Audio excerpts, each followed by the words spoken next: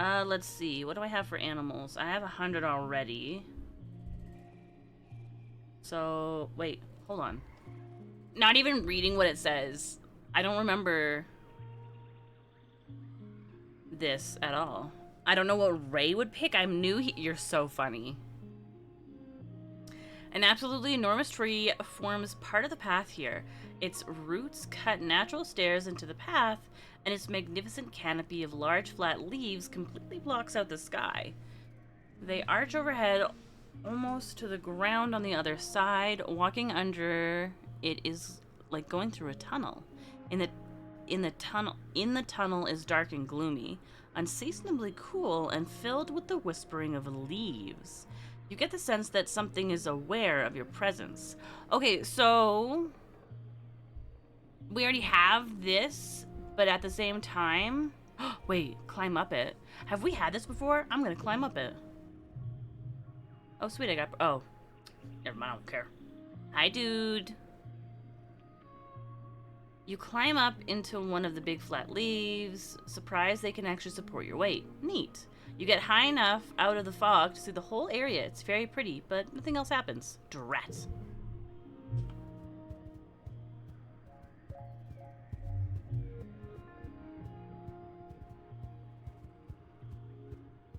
Oh.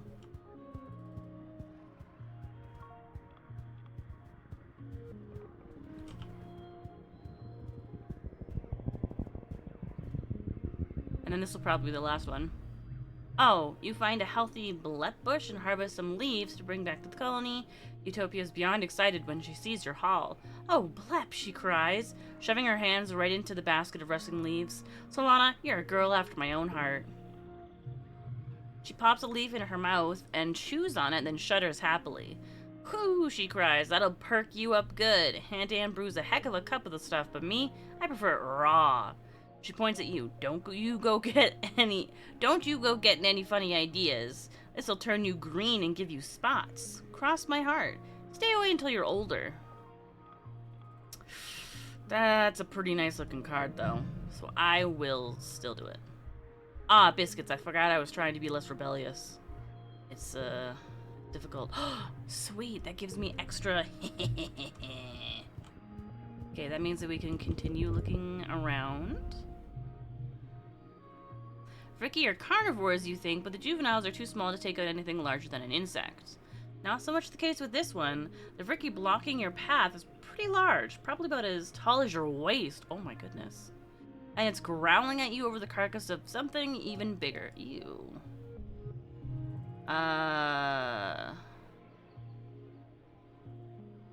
Combat. Wait, hold on. Ooh. Sure, I'll fight you. For the combat. 6. 6. 6. Oh. 6, 7, 8. Hi, Chillo.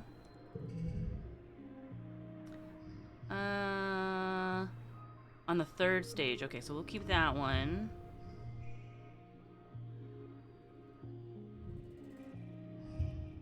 Okay, so that's not working already.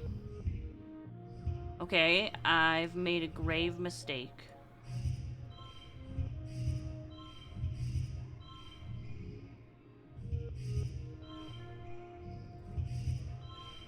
Okay, there we go. At least I've got some sort of connection going. Hi, Rev. 9.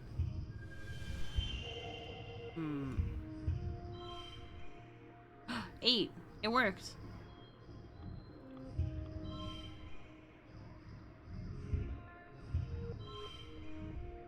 Super. I could have got more points? Oh, okay, well. You chase the Ricky off and claim ownership of the dead animal. Ugh. How's Granny? I am dandy.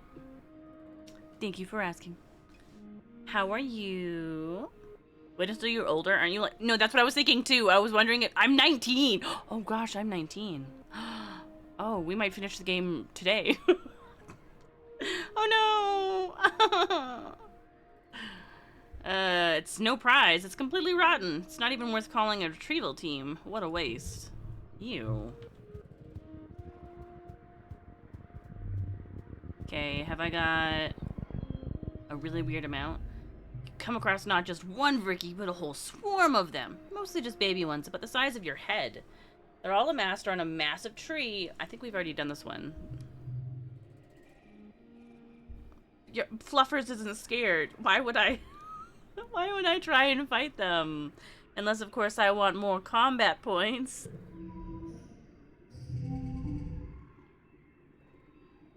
Six, 5, 4.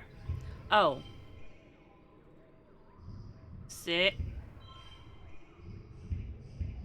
Man. This isn't working how I wanted it at all.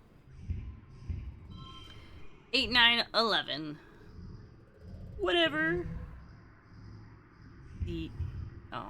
8, 5, 4. Biscuits. 6, 5.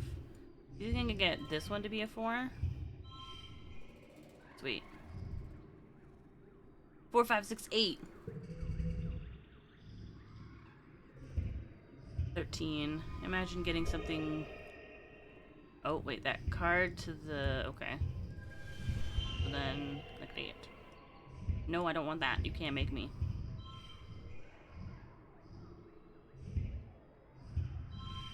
Ooh. You could have gotten higher. No, thank you. You're okay, just a bit tired. Are you playing the game that came out as well?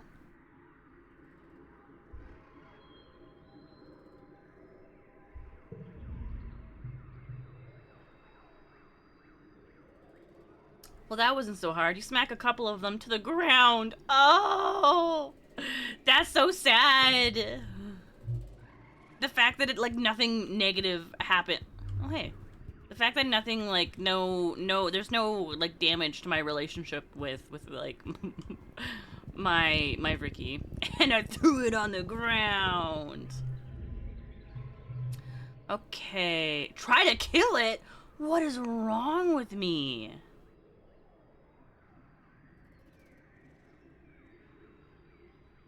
NTE? No, probably doesn't work on your PC anyway. And you're not a... I see. Were you up at all with the others while they were playing? Because I'm pretty sure I was going to bed and and they were up still playing games, so... Even when Fanta went to bed, they were still playing. Although I do believe Zimi said that he was going to have a nap so that he could stay up and play it on release. I'll just observe it. Oh. I don't want animals. Give me combat or something. Oh. I can still do stuff. Hi, Comet. Mmm. A veritable feast of berry bushes. Research them. Until like 5 hours ago. Whew.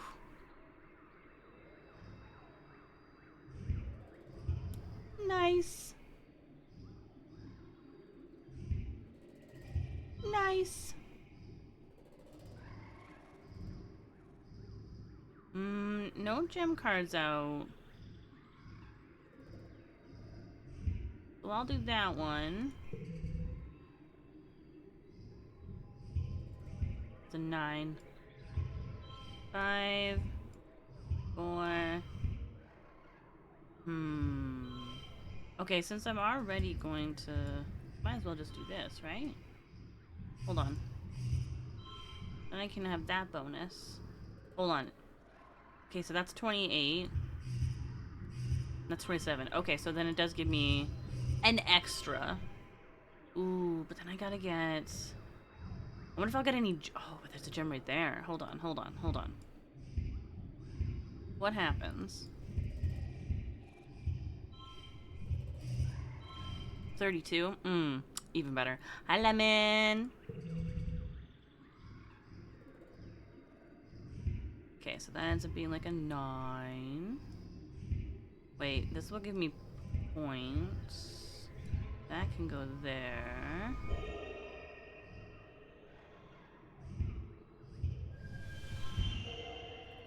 Hold on.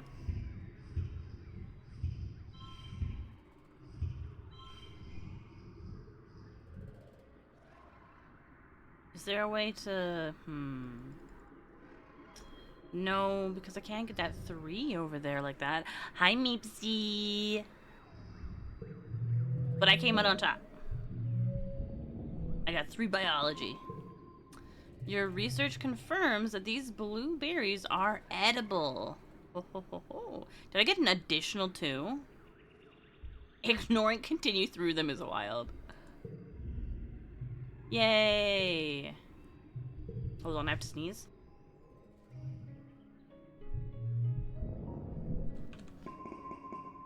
And then more biology. Okay, mid-pollen.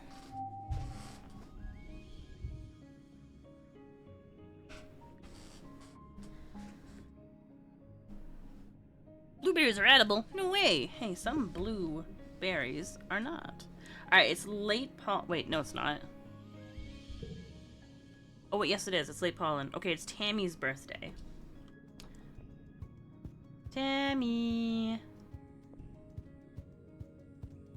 Happy birthday!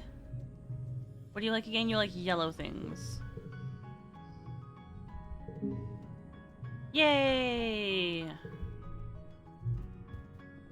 Okay. I want to up my Nem friendship. Oh, my Cal friendship is so... There's nowhere for me to chill, though, that ends up being a friendship builder with... My Mars friendship is very much lacking.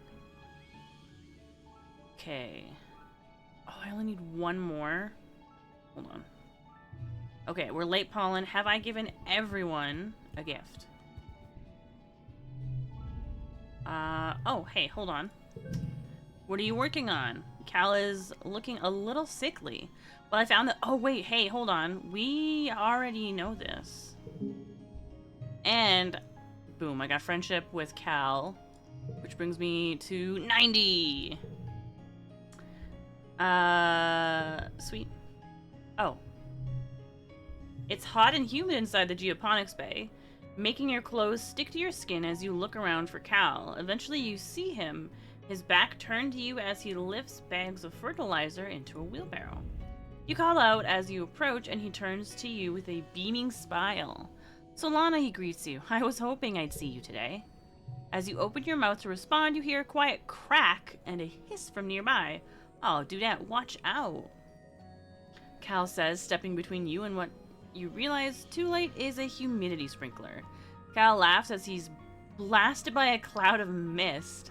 For one perfect moment, he looks as if he's been outlined with 1,000 rainbows. Ah, dip. Ooh, maybe I'll steal that.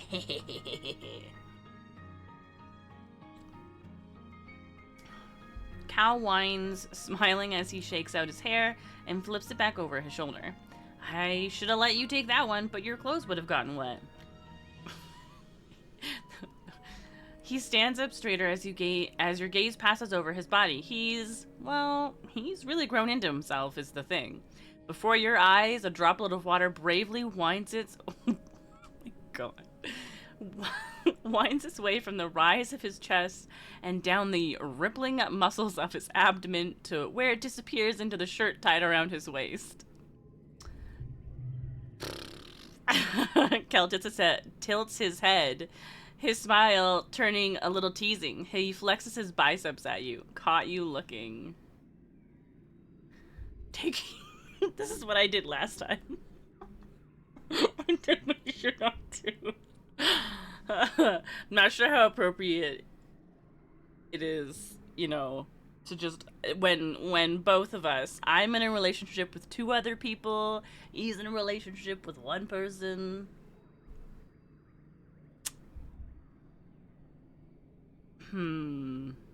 But this feels mean. Follow your heart. Yeah! Solidarity! Cal laughs and jokingly covers his eyes as you take off your shirt. You twirl it around your fingers and launch it at his face. Ugh. Cal whines, throwing your shirt back at you. Regular people are so sweaty. How can you stand being wet all the time? Oh, that's right. Because you... I want that. I want to be able to, you know... What's it called? Regulate my temperature. Okay. Gifted, gifted. What about you? Have you been gifted? You have. My reasoning is garbage, though. Yeah. Pardon me. Sorry.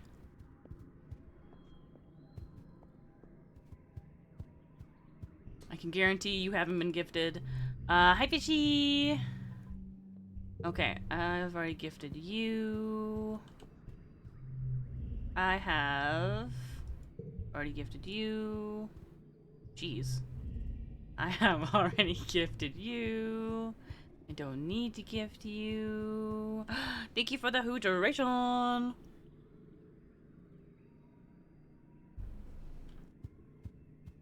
You're my father. I don't gift you things. Have I purchased? Oh. Wait, bring the Overseer's deal to Governor Lum?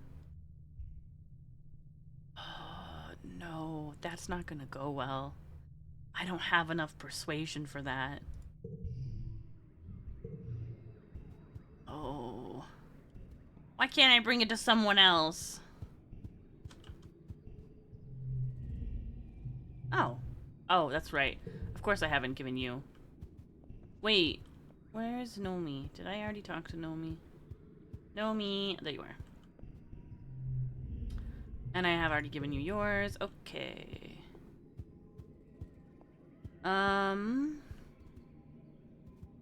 Then I think the best choice would be to go here. And relax in the lounge. You nestle in the cushions, close your eyes, and listen to music. You have an archive of over 100 years of music to choose from, but still, you wonder what new songs they're writing these days. 10 million light years away on Earth. The only new music you've heard is when the adults have come up with a new space shanty. It's nice, good music for harmonizing with your friends as you work, but it's not really something you want in your ears all the time.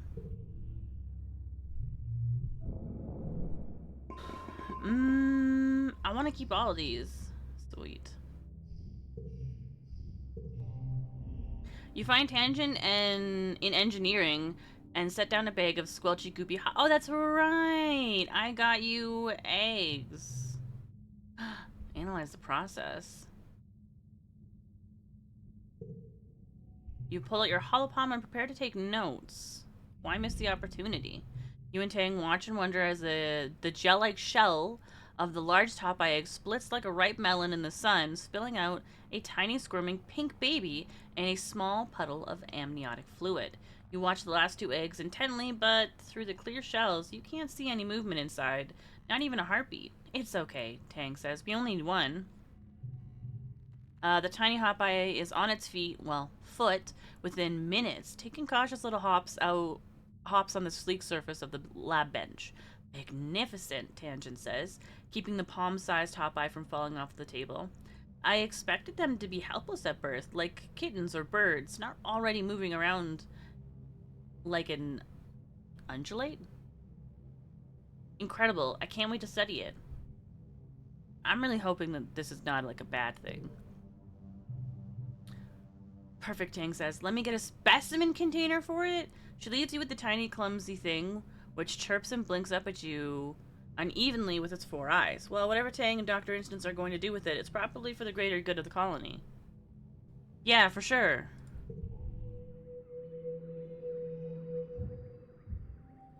Ooh, hey, these are boosted. Unga. Like... What? Used another word I'm not familiar with. Upgrade pet cards. Haven't I already been doing this? Okay, new season. Where are we? Dust. Oh, I see. It's Nem's birthday. When there's no sound, it's really weird. Oh. Okay, well, your birthday's not this month. So I'm gonna get you to 90. With something I definitely remember that you like.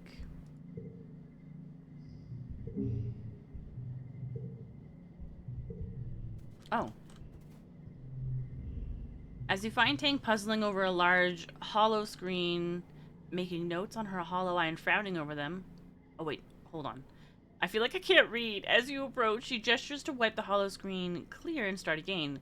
Ugh, she thinks, taking a break to rub her temples. Okay, Tang, come on, think.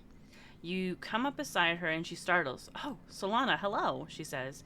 I'm in the middle of running simulations on genetic diversity over the next few generations. You're welcome to see. It will affect all of us most likely. May I verify your data? Whoops. Tang... Sorry, I'm choking on nothing.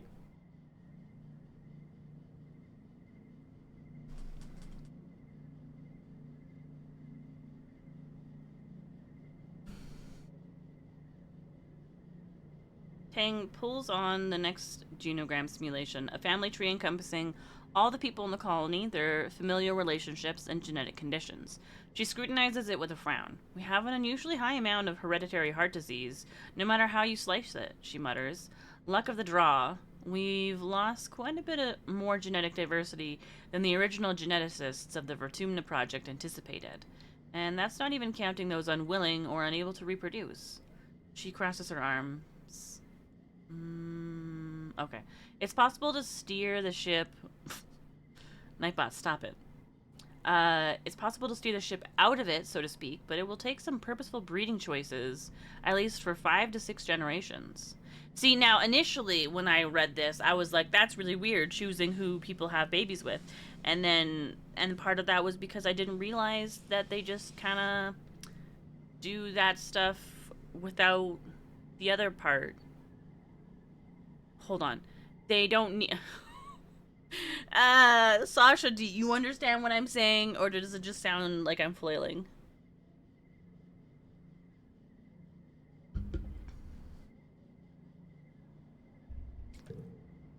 Tang gives you a curt smile and angles the holoscreen towards you. It sounds crude, she admits, but the colony will need to accept a certain level of oversight in this matter if we intend to survive. Genetically speaking, artificial insemination of material from Earth donors, even in love matches, for example. I understand, but also it does sound a bit like you're flailing. Well, as long as you understand, the flailing part is fine. And actually going through with it, she smirks, not like some people we know. What? Onaga! You stare at the genogram until your eyes cross and shake your head. Tang laughs. It's terrifyingly complex, isn't it? She says. Imagine this process happens all the time naturally. Why, any sweating beast can squirt a child into the dirt. It's all just proteins and luck. But the end result is this. Don't sure me, psycho, quote me.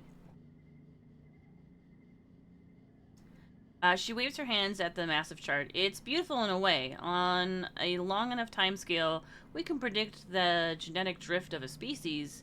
In the face of that, what do family bonds matter? Wow. Sasha, how dare you? I don't know the quotes. A likely story. It's not as if sharing genes with someone guarantees you'll be a strong family unit. Does anyone really like their parents? Oh, my reasoning is... Did I do this last time?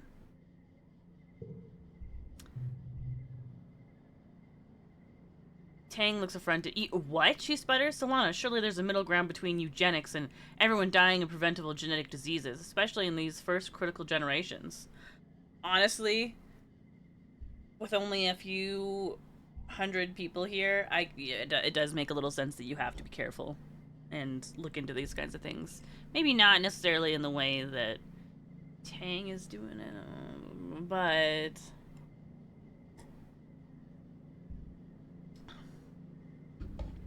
I can't share genes with many people. I have a weird body shape. Oh.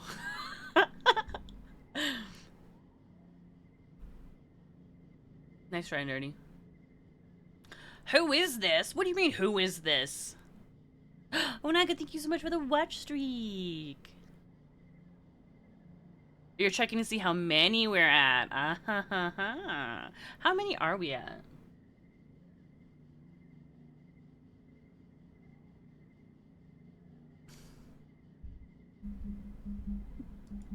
I'm gonna say I guess because I said the other thing last time.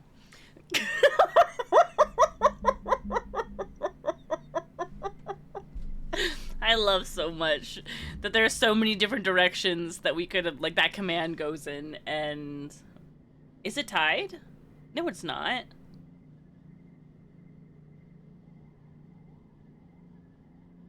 Good morning, zombie. Tang rolls her eyes. You don't have to guess. I know. That's literally what I'm here for. As for my own family, Tang continues, I feel no allegiance to any of them based on blood. If I had no family at all, that would be acceptable. Whoa, whoa, whoa. What about your brother? Oh, I don't want to say that. That's awkward.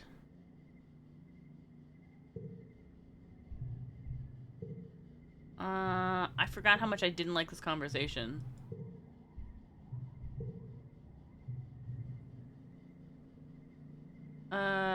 She sounds really important to you.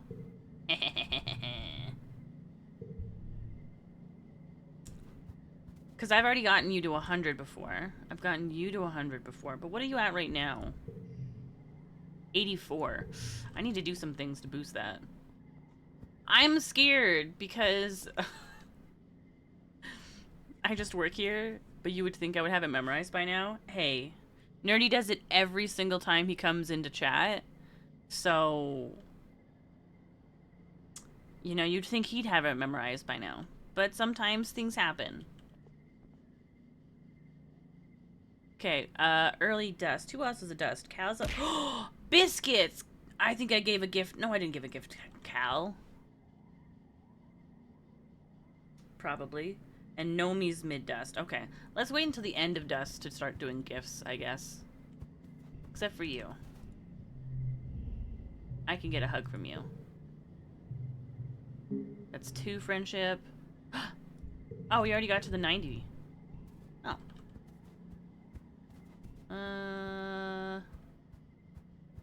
Shouldn't there be something?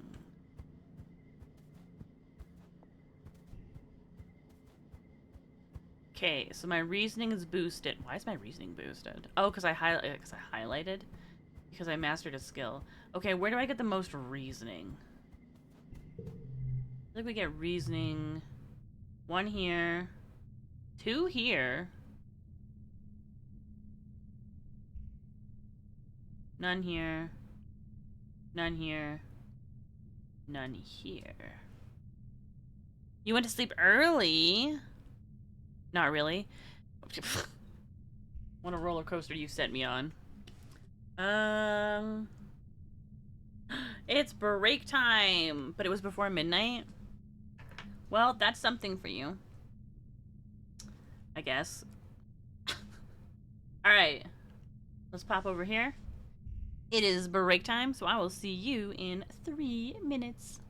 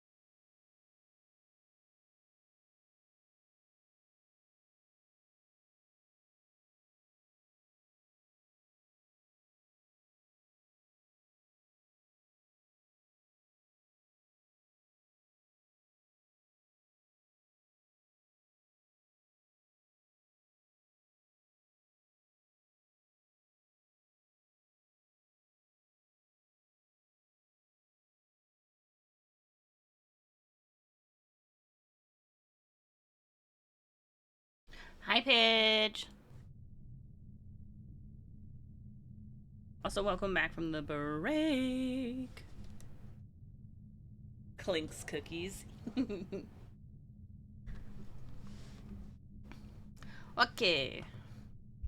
So this will give me a 2. I don't really want the engineering. So let's see if there's something else that gives us reasoning. I feel like nothing else does. Let's see. Creativity, empathy. Creativity and empathy. Creativity, bravery. So this one's just creativity and empathy.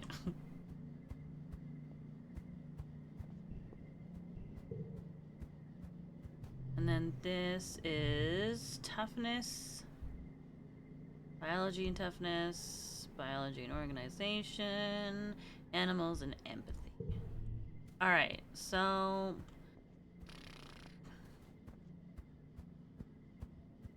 Wait, what about up here?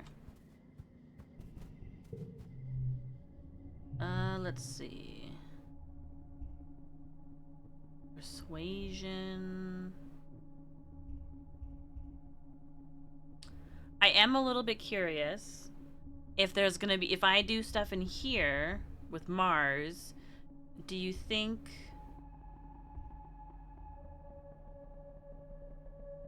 I could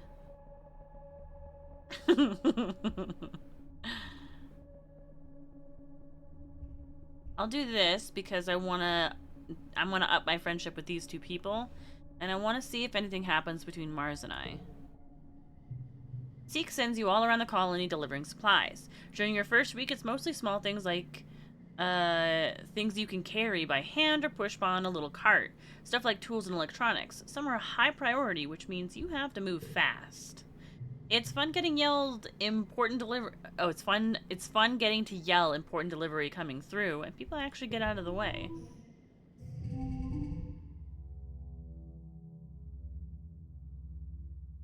That doesn't count? What do you mean that doesn't count?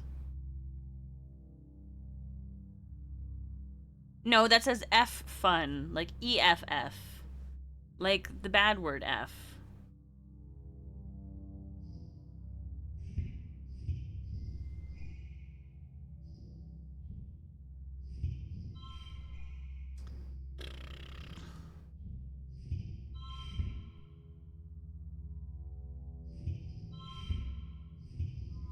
Wait. Does that change anything? It does. Oh, I didn't realize that this was this. Well, good thing I won anyway.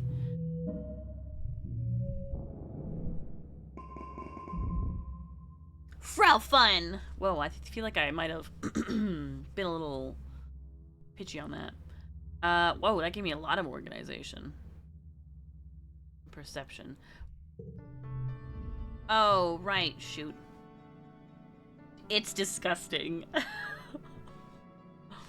Oh my goodness, is this where people die? You catch Mars's attention and she rolls her eyes and makes a gagging motion. Cal looks sullen and withdrawn, refusing along the rest of Geoponics to give Lum any applause. The governor raises his hands for silence, though it's largely unnecessary. Pioneers of Vertumna, he begins. We stand here today, not shivering and quaking in fear, but with our hands around the neck. He makes a ringing gesture of the planet herself. Before you can continue, Mars leaps from her seat and runs to the front of the stage. A ripple of fear goes through the crowd. You all remember what happened to Utopia last year. Ha, nice. It doesn't have to be like this, she cries, speaking to the crowd. We don't have to listen to him. He's just a bully with a gun, like the ones we left behind on Earth. I'm not sure which of these. I want to be supportive, but this sounds like I'm watching like happily because I think that she's gonna get beat up, which I don't. She turns to the council. Why are you just sitting there? Come on, aren't you going to do anything? That's right. And then nobody does anything. Everybody just lets the young adult say something with no fear. Lum gestures sharply to his guards, and Mars is seized and taken out of sight. The uncomfortable silence that follows, the governor strides to the front of the stage and looks down at the crowd. As I was saying, you can trust me to lead this colony and humanity into the new era. Into a new era, he says. An era of peace and prosperity, where we no longer need to fear the creatures that come out in the night. He raises his fist to the sky. This planet is rich, he cries. It is the Earth we were promised, unscarred by the mistakes of our forefathers, but somebody else's forefathers. Here we will become what humanity has always strived to become, caretakers of a new garden, children of a new Earth. People cheer, spurred on by Lum's display of dominance. Lum looks upon the crowd with pride. Pioneers, we're so close, he says. Soon this planet will be ours, and all her riches and wonders with it. Yeah. Sorry, pardon me. Oh, wait. Oh, this is when we're doing this, the second position for things.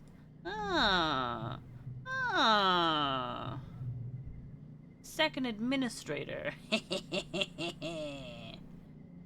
I really don't think that I'm gonna get this, but I'm gonna try. Chief Administrator Seek gives you a raised eyebrow of doubt. You almost hesitate. Do you really want to work so closely with Seek, who is so clearly protective of their power? But this is how you climb the political ladder. You hope the other council members will back you up, even if Seek doesn't like you.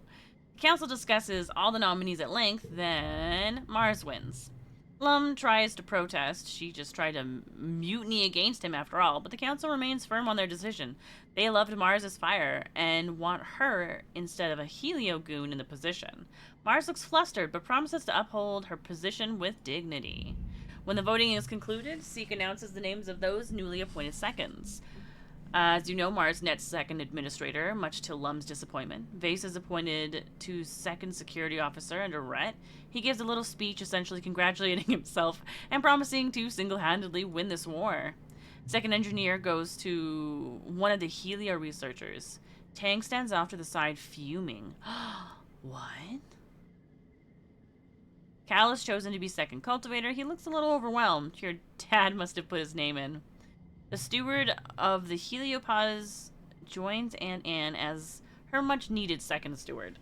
There's a lot of babies in the colony now, and someone has to help take care of them. Uncle Tonin comes out of retirement to rejoin Expedition, this time as Utopia's second surveyor.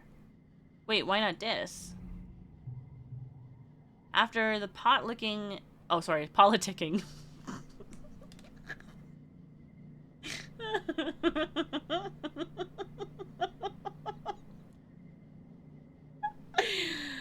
Like, I was confused looking at it. I'm like, what do you mean? And I still read it wrong.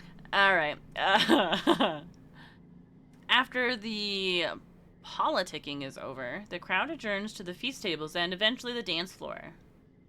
The sun's set on the long day. The heat breaks and the party continues well into the night. After the festivities, it's straight back to work as usual. Everyone complains. You usually get at least a few days off after Vertum Num Num Num. But Lum reminds the colony that it's only a few short months before the next attack. Your dreams begin to increase in intensity as the wormhole draws closer to the planet, filled with terrifying and confusing visions.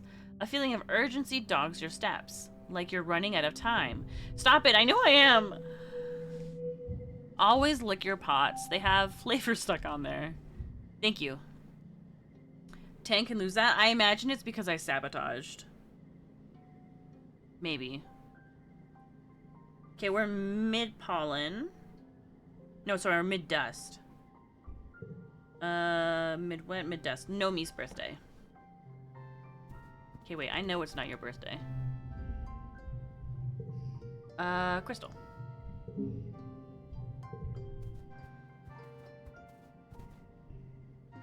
You monster! For sabotaging the research that ends up killing the entire planet and everybody on it? I don't know about that one. She was pretty upset about it when it happened. So I think I did all of us a favor. Can I don't have anything that you'll want. For some reason you'll only accept wood. It's your birthday! Woogie woogie!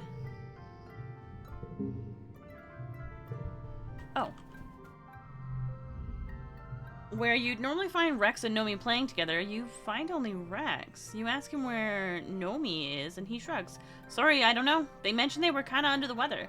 They're probably leveling their Legends of Avamar character. You could try messaging them on their holopalm. You thank Rex and go back to your room. You get comfortable in your bed and load up Nomi's private Legends of Avamar server. Back on Earth, there would have been thousands of people playing this game, but now it's just a brave few nerds. Just as Rex said, Nomi's logged into one of their characters and they send you a message. Hey, sorry if you're looking for me. I feel super crummy, so I'm gonna spend some time in Avamar. I'm leveling an alt right now. If you make a new Kara, I can help you with the first group quests. What kind of character do you want to play? Rogue? I have no idea why I like playing rogues, or why I pick characters that are roguelike. You log into the game with your new character. After spending a few minutes having a minor existential crisis over their name, you eventually give up and name them after yourself. Nomi is waiting for you with their new character, Mydreus, an elven archer with long red hair. They jump a few times in your general direction. Your character is so cute! Hehe. Let's play. Okay, let's go. Epic! We got more art!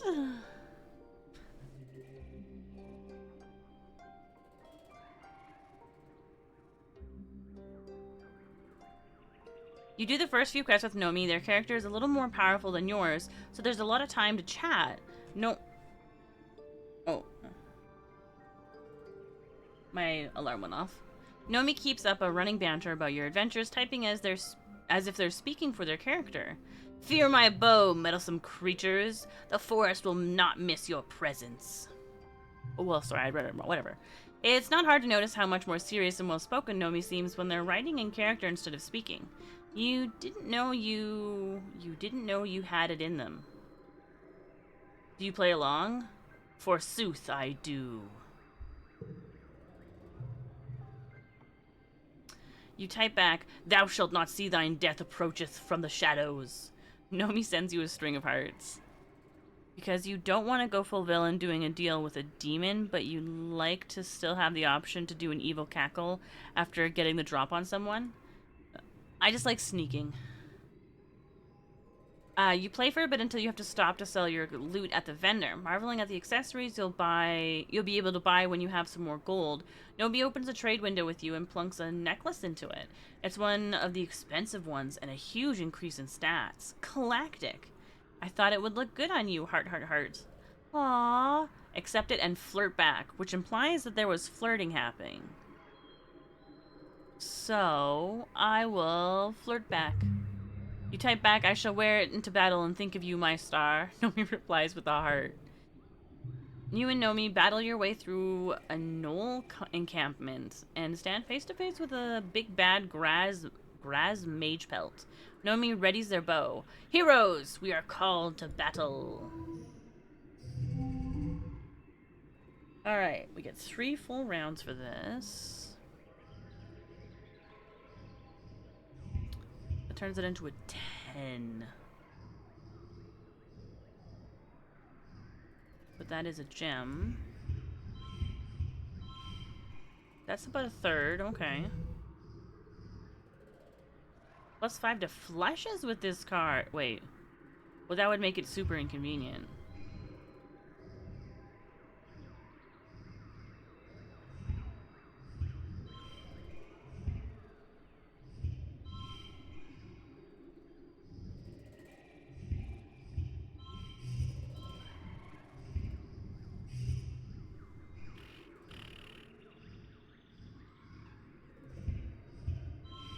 Okay, that's about a third. Alright, can I have better cards? Please? 6. 5. Except now it's gonna change. Wait.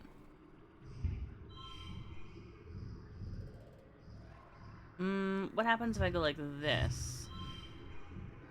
That's 43. Okay, so it is better. Wow, I didn't even get any stars. Crikey. Mm. You stand victorious over Gra's mage pelt. When you click out of the loot window, you have a message waiting from Nomi. Our bond is greater than any evil that may befall this land. The power of true love conquers all. Nomi sends you a kissing emoji, then a string of question marks. Yes, it's perfect for our characters. Wait, hold on.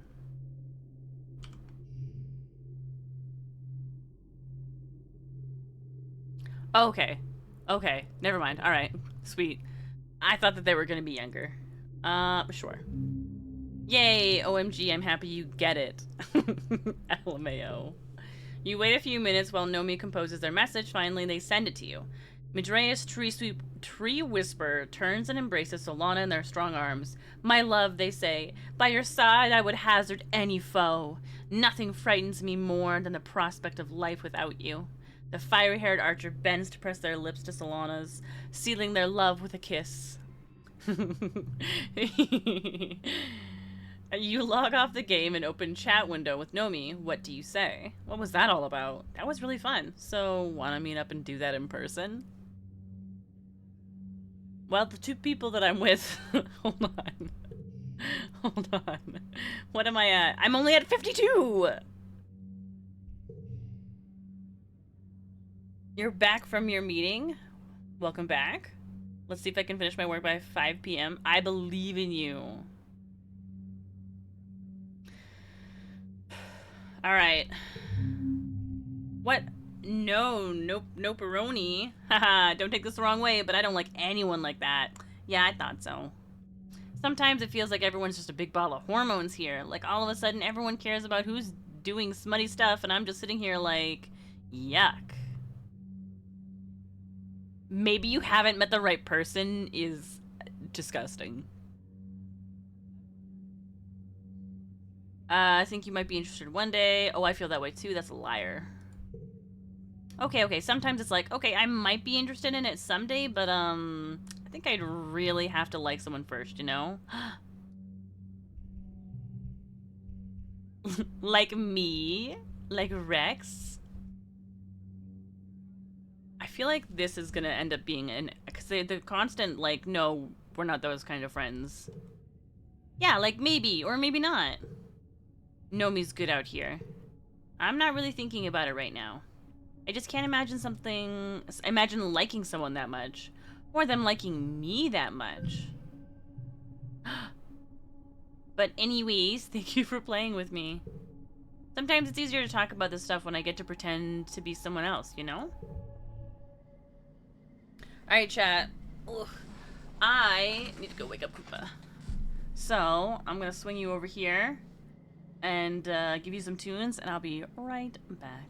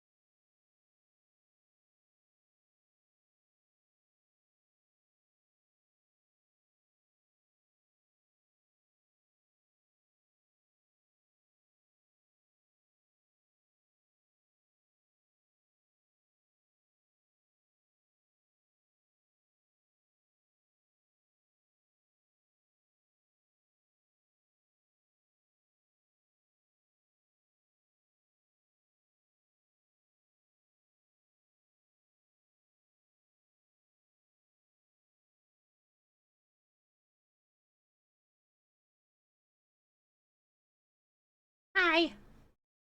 I'm back. A secret menu.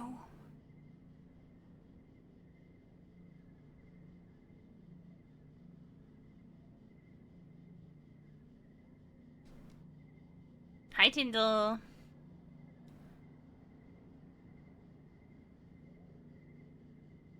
I like it when people find the secret commands that I make. I think we have another menu-related command. What is it? I don't know. Okay. Okay, we've done the birthday for this time. I'm still getting boosts here. So let's do some reasoning, maybe.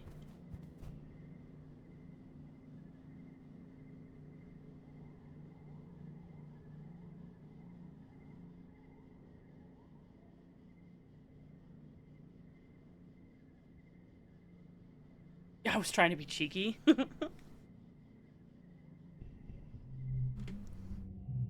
Okay, this is the one that gives me reasoning. No, this is the one that gives me reasoning?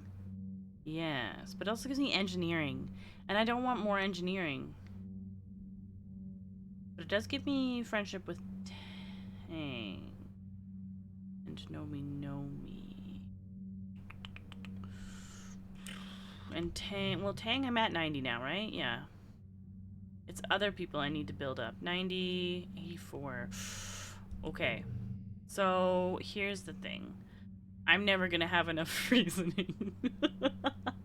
I need 25. Hold on. Oh, sorry, wrong button. I need 25. Sorry, I have 25. Wait. Right? No, wrong thing. Wait. Which one is it again? This one. I need persuasion. 6. Oh, I need persuasion. Oh. Any of these do persuasion? This does persuasion and organization. I mean, why not? Ah! Oh my goodness, pardon me. OMG! OMG. Mars enunciates, drawing your attention from the stocking shelves. Did you see the new requisition come in? It's from Rex. I wonder what he wants, she says, scrolling through it. Maybe it's something for you. You pull out the requisition on your holopalm and it's a mess. Rex has no idea how to fill these things out. At the bottom, under additional comments, he's written LMAO. Sorry, I don't know if I did this right. Help? You and Mars exchange looks. If you want an excuse to spend some one-on-one time with Rex, you'll have to fight her for it. It's your turn to stock the shelves, Mars. What do I need for this? Oh, wait. I just have enough. Thank you so much for helping me with this, Solana, Rex says when he comes in, looking at you with big, helpless eyes. He rests his hand lightly on your forearm. I've never really done this before. It's just a lot to take in, you know? It's easy. Here's what you do.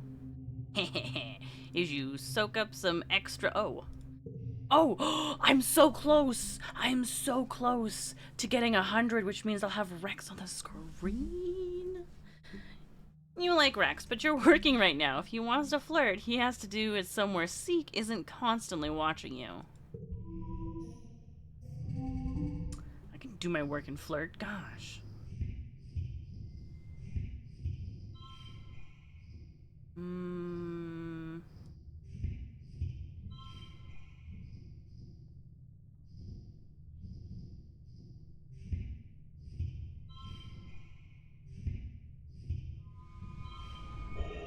This ends up not working out very well, but it's fine. Yeah. Exactly. Yeah, I know. I know how to flirt and do my job. What is it, hard? I'm just joking. I'm so romantic in this game.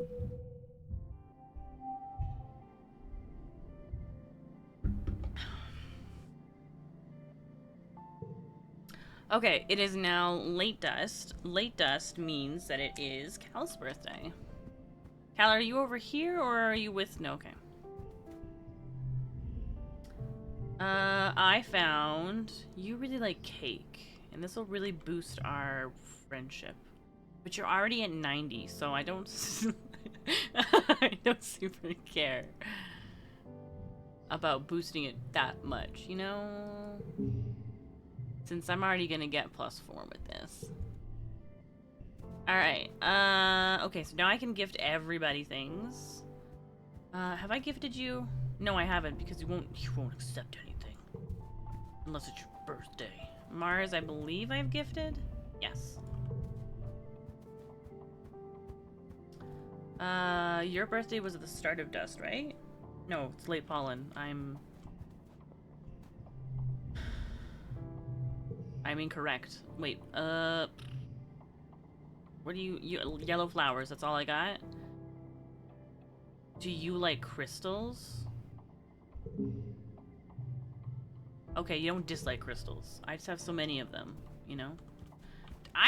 Nomi's birthday was this season, right? Yeah. And then... Did I gift you? Yes. And then I don't think I've gifted you. Alright. I have so many eggs, I can easily... Okay. You're stinky. But I should probably think about... Now it's too late to try and raise my relationship, though. It's never gonna work out. Okay. Wait, hold on. Talk to Lum. Am I gonna save scum? If I have to. Governor Lum is staring into space, but snaps out of it as you enter the room. What is it, colonist? Start by telling him about Sim, tell him about the Overseer's offer. Don't even try to tell him.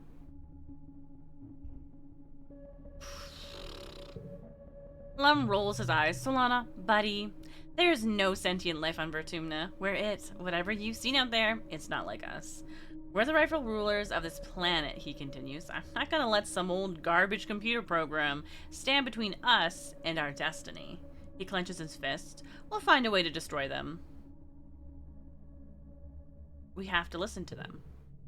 See, the thing about being Governor Solana, Lum drawls, is that I don't have to do anything. People tell me, especially not some strato kid like you. He dismisses you, but he might have a point. Deposing him as governor would solve a lot of problems. You know Mars would be on board. Oh, Mars! Biscuits. Okay, let's work here with Mars. You're charged with delivering a special package from Administrator Seek to Chief Engineer Instance. The wrapping is so fancy. Seek must have nano-printed the pretty handkerchief and ribbon, especially for this package. You can't help but stare, but Seek snaps at you to mind your business and get to work. Mind your business reminds me of that Vine where they're like, if David has 30 bottles of soap, and then they're like, why does David have 30 bottles of soap? And then he's like, mind your business. Surely you've seen it, right? All of you, right? Tang laughs when she sees you in engineering holding Seek's gift. Again, she says, rolling her eyes. Oh, Tyndall, you get it. You haven't? Excellent. I'm so glad you said that.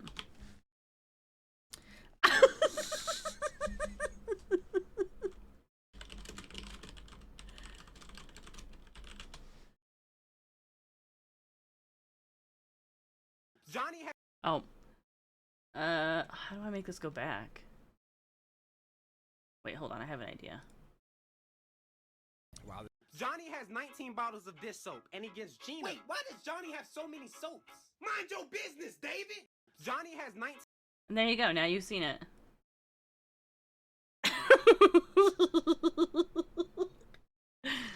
I have no idea how well you heard that. Did you hear it okay?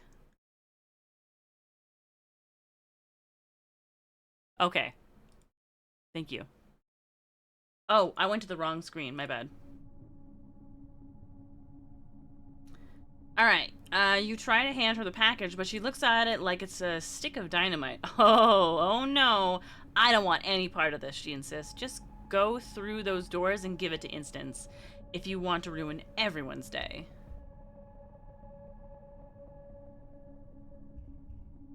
Destroy it? I'm gonna open it. You tear away the pretty wrapping to reveal a small wooden carving. It's smooth and warm, and you can see where real tools shape the wood, not a nanoprinter. Zeke must have put a lot of time and effort into this. It's clearly a carving of Instance. Her hard expression is instantly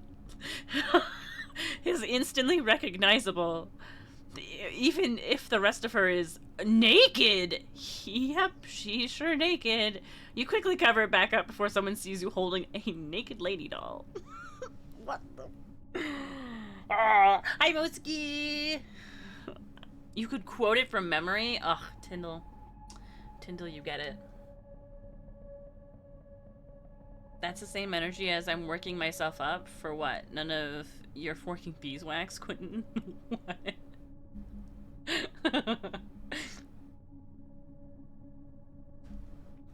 Okay, so there's keep it, give it back to Seek, and destroy it and say you delivered it. Yeah, I think that this is the best thing to do. You detour through the nanoprinter material recycling room and drop the package in the chute. Whatever it was for, it'll be separated into its base molecules and turned into new shoes or whatever. It was like the photo of some old blue car filled to the brim with watermelons, and the caption just said, "This is the person that the math problems prophesized." Amazing. I wish I was that person, because I would love to have all that watermelon. Seek looks excited by your return. Did she like it? What did she say? You lie and tell them the Instance loved it. Oh, Solana, buddy, girl. I don't know. Seek is overjoyed and gives you a nice fat tip. Hopefully this won't come back to bite you in the butt. It probably will. Ah, biscuits. Stressful event. Oh, hold on.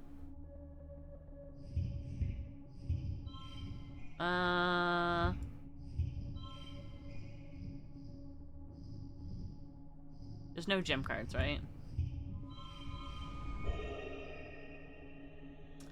Well.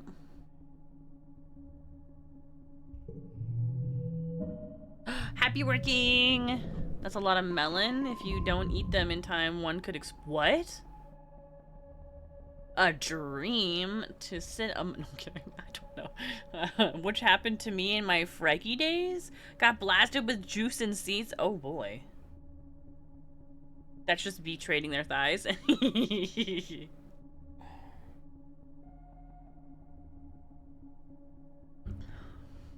Oh, you know what? I just took a sip, but I'll take another one. Thank you, Cello.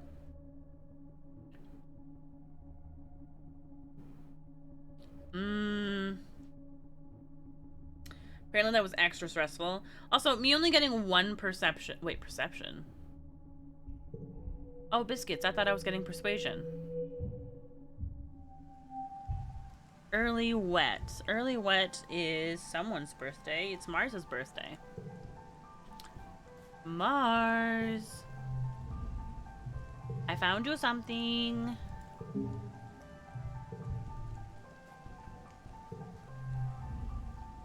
Hugs. +2. We did it! We made it to 100! Let's go! You swing by Rex's lounge for some much-needed rest and relaxation with your friends. Rex is there, as he usually is these days, slinging drinks and conversation behind the bar. "Solana," he exclaims when he sees you, gesturing you to a seat at the bar. "I was just talking about you." You take a seat and Rex pulls a few bottles from the wall. "Now that you're here, I get to unveil a new drink. I named it after you." Stop. He pours various liquors into a shaker and a few minutes later pours you a light blue drink that almost glows white in the bar's lights.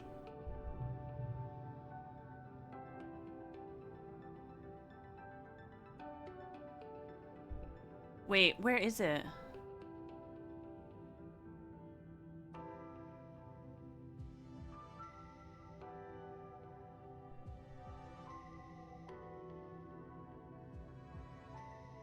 Well, I wouldn't. Unbelievable. You drew my attention to it.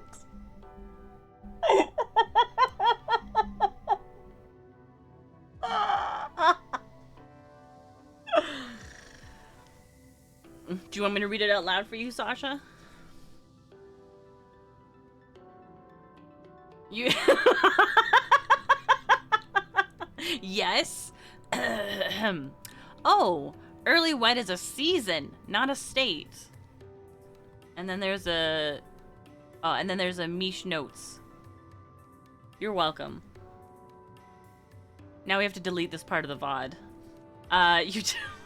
You take a sip and almost immediately start sputtering. It's got a heck of a kick right off the top. Bracing is a good word for it. Strong, right? Rex laughs. I call it the Solana punch. Get it? Oh, that's kind of cute. Did I hear your... Yes, you did. I mentioned your emotes. It was an on-the-fence comment from Pidge, so I was being safe. Fair. I'm honored. Yeah. Pardon me. It's nothing, Rex says as he washes the shaker. I've been thinking about it for a while.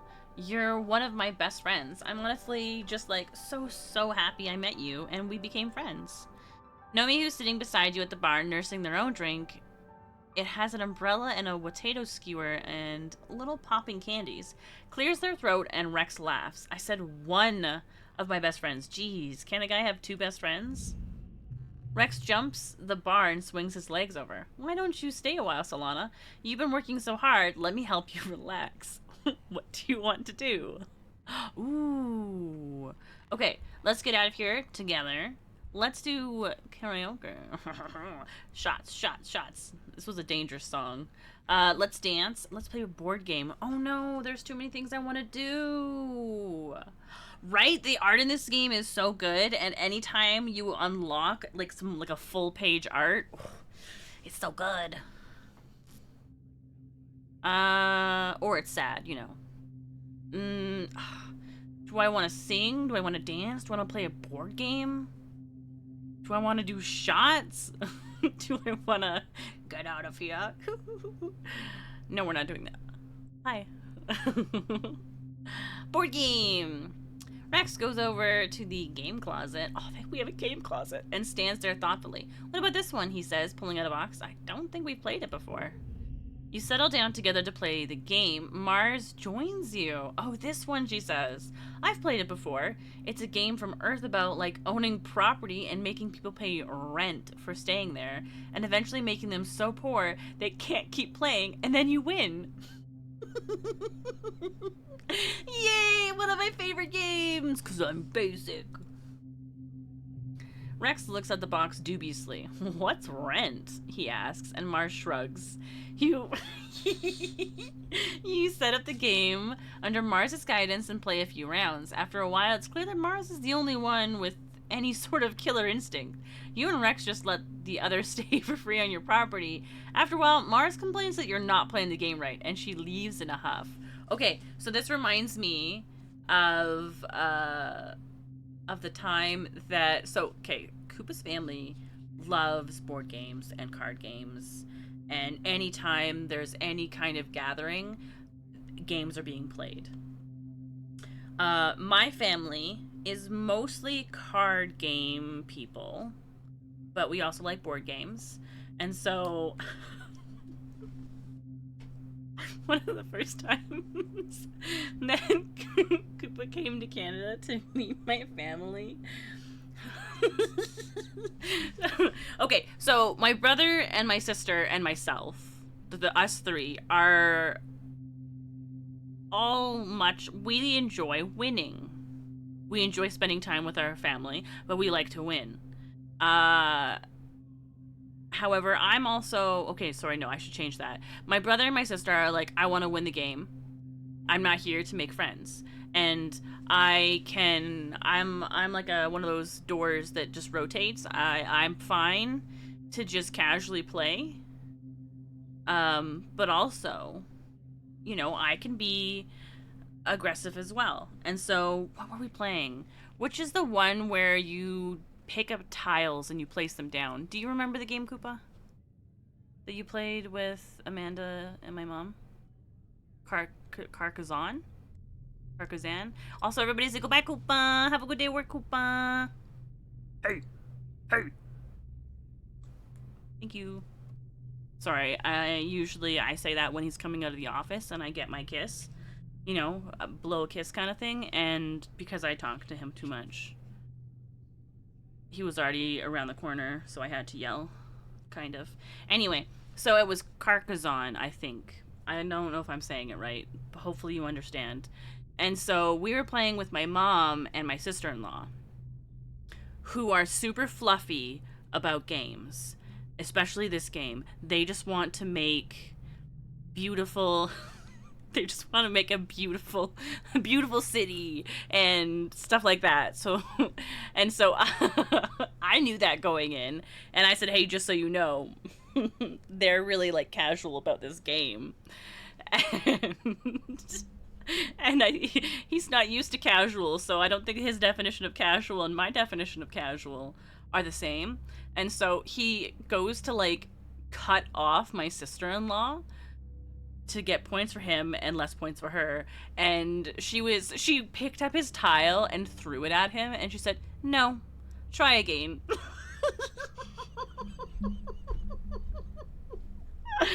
And this is my sister-in-law, who's super, super nice and thoughtful and sweet and is trying to play this game in a fluffy way. And was like, what if I attack you? And she's like, oh, what if you weren't able to? It's just the funniest thing ever. I think about it all the time. Anyway. I've also played a bunch of Monopoly with Koopa because no one else will play Monopoly with me because nobody likes Monopoly. I don't understand why. I love Monopoly.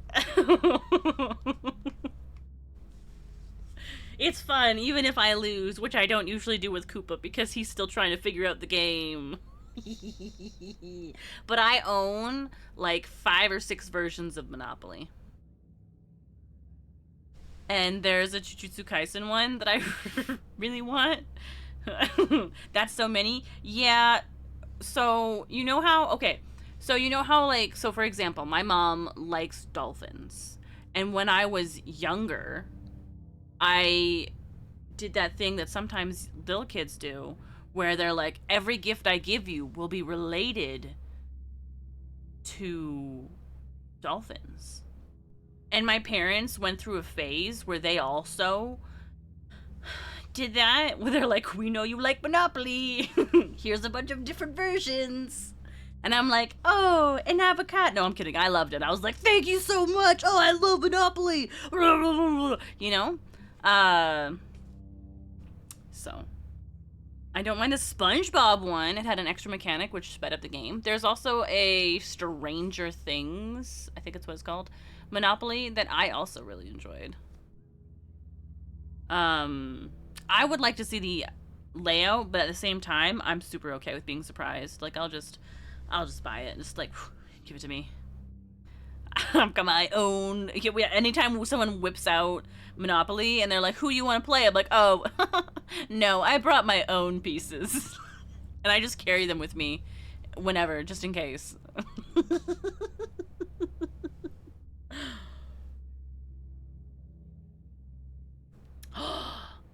And then, I think it might be downstairs. But I think it was Monopoly. Kevin made me a travel Monopoly with that was it Travel Monopoly? I think it was. I got something that was a board game, and I'm pretty sure it was Travel, but it might not be Travel. I don't know. But anyway, it's what's it called? Tailored to me and the theme that I have going. I shall be the blinged out cookie. I want to be very clear that I don't have my own Monopoly piece made and that I don't bring it with me everywhere in the hopes that somebody will be like, hey, do you want to play Monopoly? Yet. No, it's lore now. I should have just left it and you know, let people think however they want to think. Diamond encrusted is wild. Anyway, back to the game. Alright. Wait, we do get to do it all! Let's sing. Yes, great idea, Rex cheers, and leads you over to the karaoke machine. Nomi and Mars join you as soon as they realize what's going on. Those two can never resist a chance to show off. You sing a song with each of them and then go for your show-stopping solo. My heart flies over the resting ridges. Always a cloud? Always a crowd pleaser, that one. Rex holds up his lighter while Nomi and Mars fake big theatrical sobs. It's a total blast. What's next? Oh. Do we want to do shots and then dance? Let's do that. Absolutely, Rex says. Shots, shots, shots. He goes back behind the bar and pours a line of 7 shots. Let's race. You start on that end. I'll start this one. Ready, go. Do you play Banker much? I always play Banker. You work your way through the line of shots at a steady pace, meeting Rex neatly right in the middle. You both reach for the tiebreaker shot at the same time, and Rex laughs and lets you have it. Perfectly matched, he said. And just the right number, too. Good job, me. Good job, me. I counted correctly. What's next? Let's dance. Rex grabs your hands. That's a great idea, he says, and leads you to the dance floor. It's usually empty this time of day, piped with fairly unobtrusive lounge music from the Hollow archives, but Rex fiddles with the sound system until something fun and danceable comes on. Banker always sneaks money. What do you mean? How could you suggest that I take my banking seriously? I actually have also worked at, well, not a bank. I worked at a credit union, but...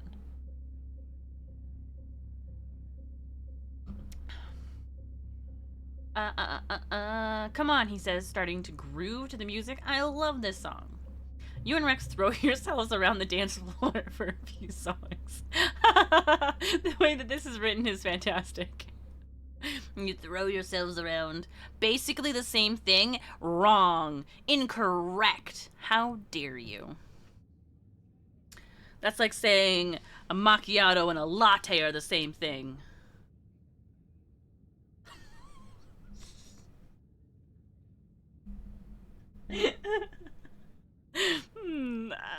I never cheated, but when the notes were running low, I'd give myself the nicer denominations. Ooh. I generally don't know the difference. So between a latte and a macchiato, so macchiato is called what it's called because of the mark. So in a latte, you do your espresso, and then you do your milk, and then you do your little bit of foam. But with a macchiato, oh, a bank and a credit card. Dang it. I was so excited. I did so much studying to learn the difference, and I have to do this explanation all the time because because my father-in-law likes to try and bond with me over coffee. And no, don't be sorry. No, it's okay. No, I'm glad that you cut me off. Who wants to get explained how the difference between things work?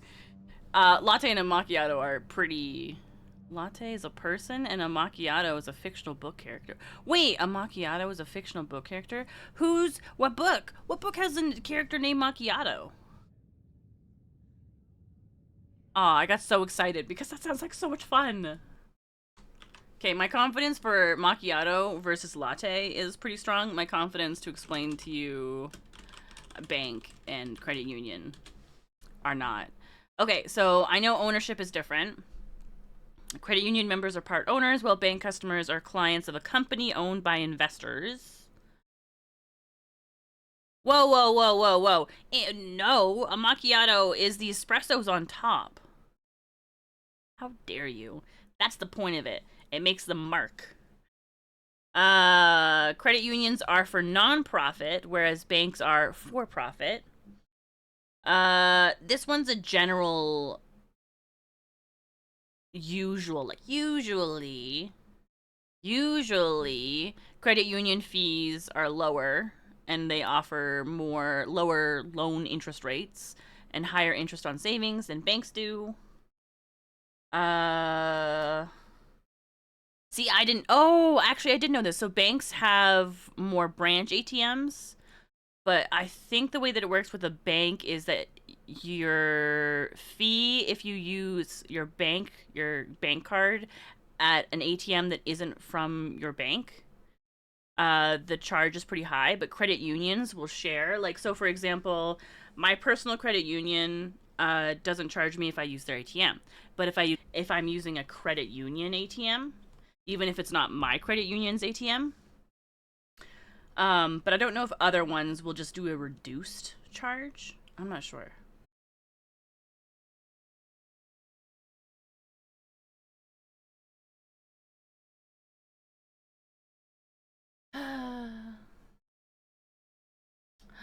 Whoa, whoa, whoa!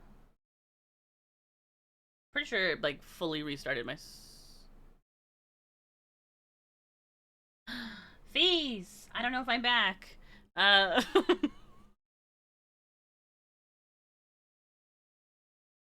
What just happened? I think you fixed it, Face!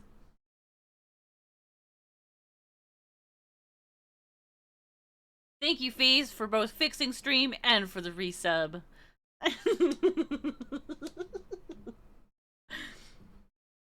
But I'm pretty sure that stream just straight up restarted. Because I'm back at 0 drop frames, so... Stream is working for you? Yay! Okay, well that's good. Face, what cookie... Sorry. What cookie jar and what game would you like to vote? You need a reminder for what the games are. Here you go.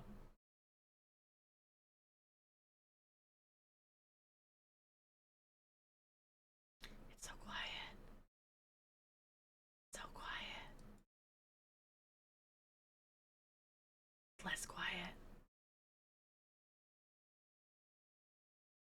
Fanta can decide. Ooh. Nerdy's goals up in flames.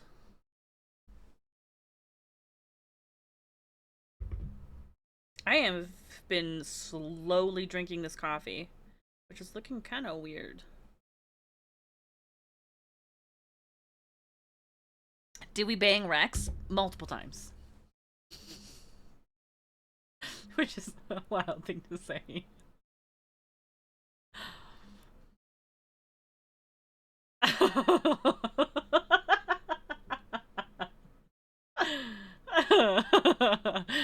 Oh, I just noticed for the first time ever the arm spike things. Oh, really? I stare at all of their little bits every time, like, they change and stuff. I actually can't remember if he has that all the time or if that's something that he just adds.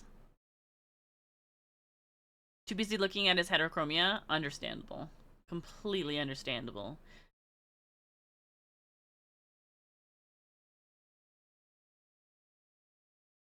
Deep into them. Alright. Hello, welcome back from the break. And definitely not whatever issue what we had earlier. More like too busy looking at Utopia. I don't know if you've seen Face, but I have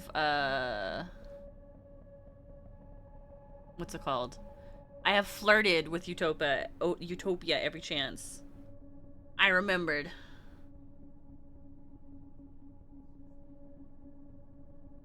Okay. Let's see. Yay, we dance. It's so exciting. I don't remember where I left off.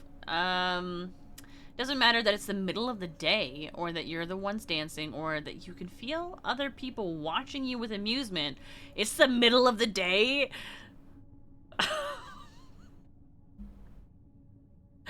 Alright. Honestly, it's just good to move your body around without caring about whether it's right or strong or smart for a few blissful minutes. You're just two bodies moving through space. Day drinking! And not even just like casual day drinking. Just like racing through shots, day drinking. When you're done, Rex wipes his sweaty face and grins. Whew! He gasps. That got the old heart beating. What next? Well, we could get out of here. Together. Eyebrow raise. Ooh, Rex croons. Yes, I love the way you think. Oh. Hey, look! We got full art! Oh, look at this! Oh, look at this giant fluffy baby! Butt art? Yeah. Okay, but move your eyes from there to this. You're all zoomed in on the wrong thing. Also, I really hope that this is not me having to read. Okay.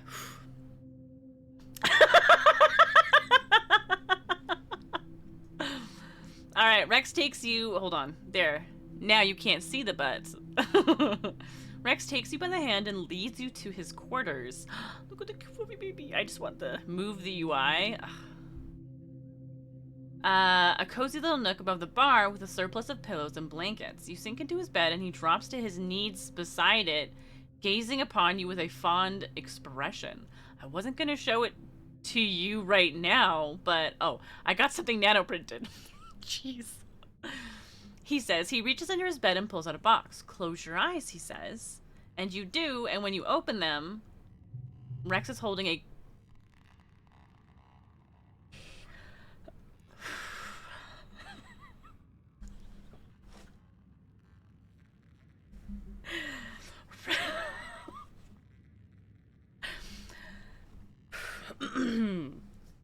Rex is holding a collar in his hand.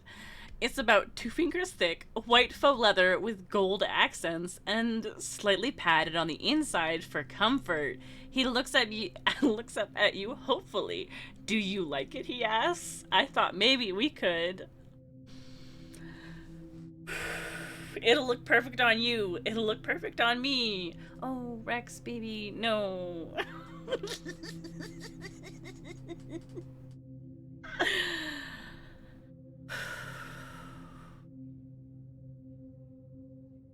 Who do you think he wants to wear it?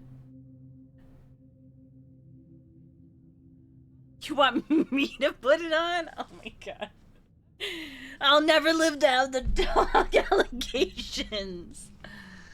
But wait, hold on. Here's the thing though. Does he want it or does he want me to wear it? Because he also makes You Were Already Never Going To. Unbelievable. Or does he want to be the dog? You know what? Alright. It'll look perfect on me. Rex looks surprised and clutches the collar in his hands. Whoa. Oh, Solana, he laughs, going a little pink across his cheekbones. Whoa. Wow, you actually made Rex blush. I thought because the whole dog thing, but wow. Actually, your way sounds really nice too. I knew it! I knew he wanted to wear it, not me. Now we both have to wear it. You lean down and Rex buckles the collar around your neck with gentle hands. You don't have to wear it all the time!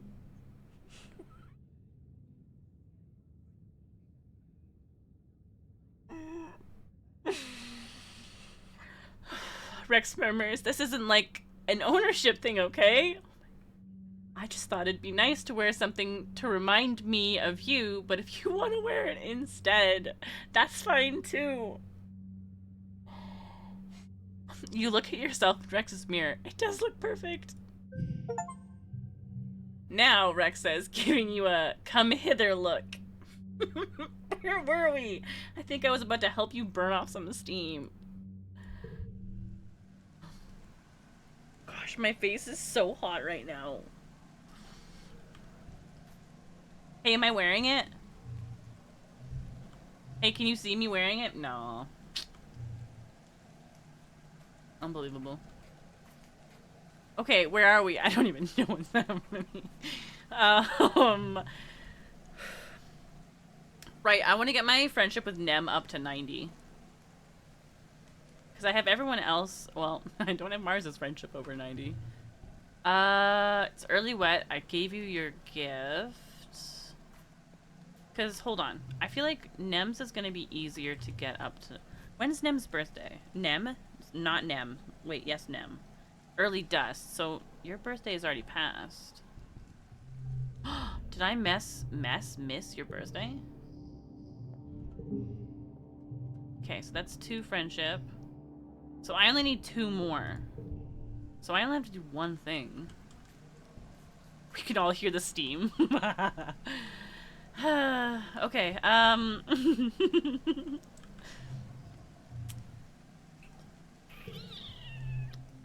let's do...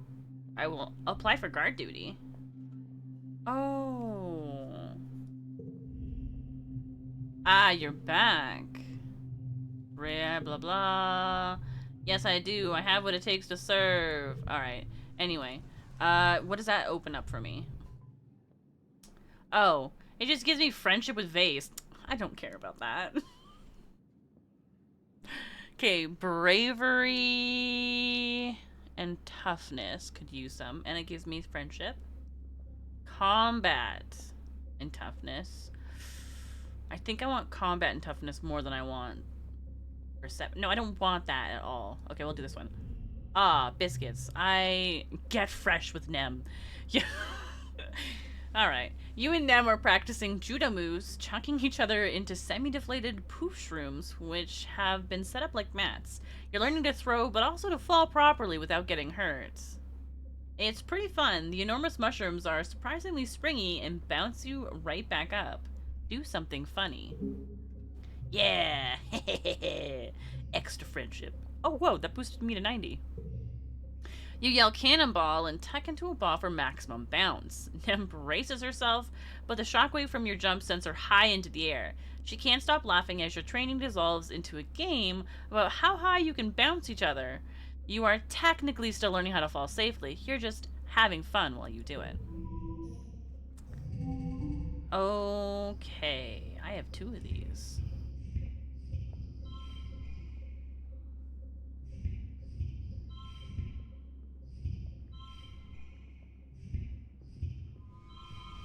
I just made it! Yay!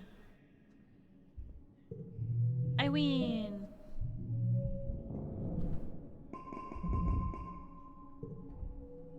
Yeah!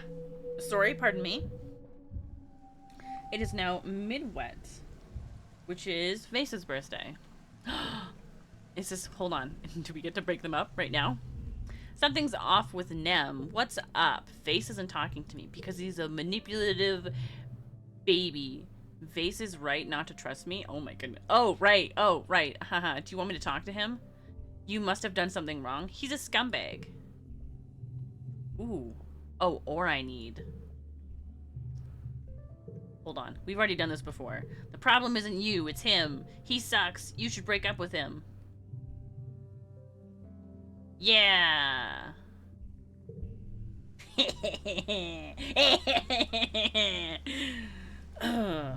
On your way to the garrison, you pass by a few young soldiers speaking in hushed tones. They seem to be commiserating over Vase's attitude in training today. Huh, oh boy, you might know what this is about. You spot Vase overseeing a group of soldiers navigating an obstacle course. Pick it up, come on, he snaps. You approach carefully, and he acknowledges you with a glance before going back to staring morosely at the trainees. Why so glum, chum? Vase scowls and crosses his arms. Nothing, just a bunch of BS. I love BS. And I don't have enough friendship because I have, like, what, 11? 12. I have 12. Fine, be that way. I will. Oh, poor baby, you suck.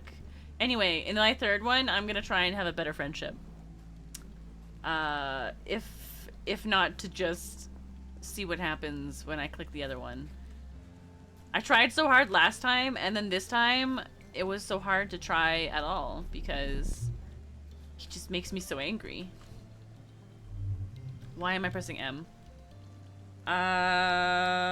Your birthday is not this season, so I can give you this. Yay, you're welcome. With Vase, the only with the punchable face. I just want to say punchable face. Okay, 96. Oh, 91, 90, 100. Who don't I have on the front? Ooh, I'm so close. Okay, hold on. Let's do something that's gonna up our friendship with Tammy. Oh, gosh. I wonder if I should go out. Wait, what season are we? Where are we? I think I'll go out during this time. Ooh, which means I'm gonna have to. Oh, biscuits. There's not enough time to do everything. Have I given you a gift?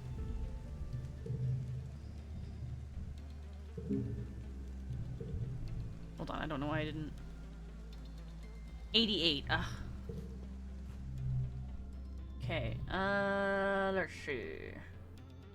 Only a +1 though. Wait, working in the cafe gives me friendship with Tang? Know me. Friendship with Tammy and Rex. Okay, so if I wanted to, I could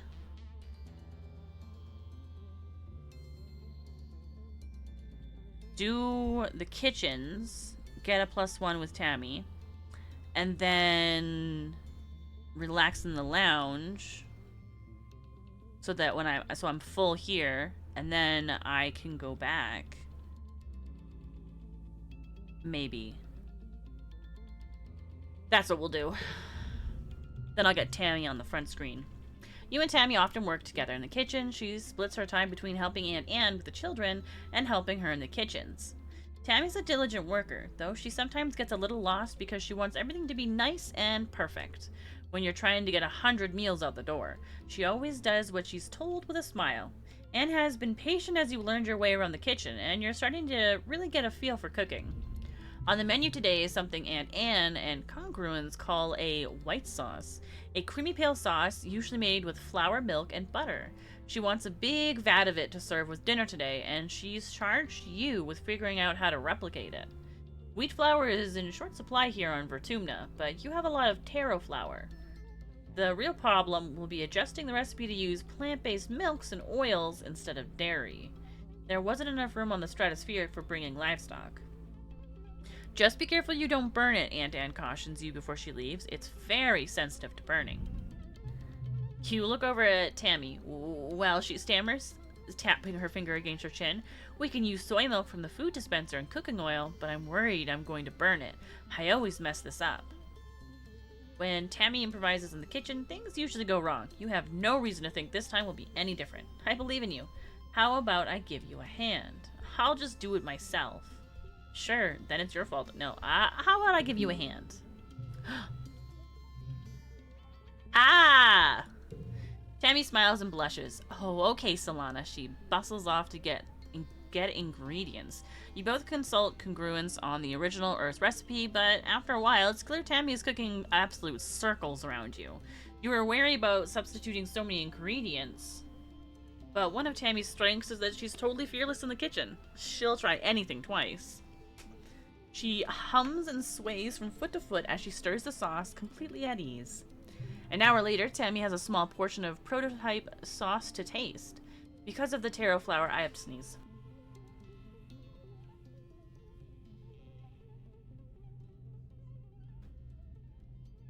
But it wasn't because of the taro flour. The white sauce is actually more of a faint purple. It's a pretty color, especially on Tammy, who has it flecked across her apron and up onto her tied back hair. She looks proud and a little worried. Thank you. What do you think? You dip the back of the spoon in the sauce and give it a try. It's good. Like, really good. Your surprise must show on your face because Tammy laughs with relief. Oh, I'm so glad, she says, clasping her hands in front of her chest. I thought we did okay, but I wasn't sure. I'll make a huge pot of it right away. Thanks for your help. Your lilac sauce causes a huge stir at dinner, but it doesn't feel right taking any of the credit. Tammy did most of the work, and she deserves to feel the pride you feel radiating off of her from the other side of the lunch line. Okay, so this is a 1. It's definitely going to be the highest value, especially with this. Becomes a 4.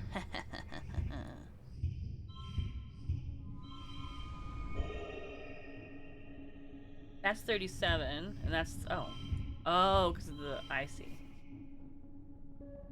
Wait, what does this end up being? A 4. Oh, well. Hold on.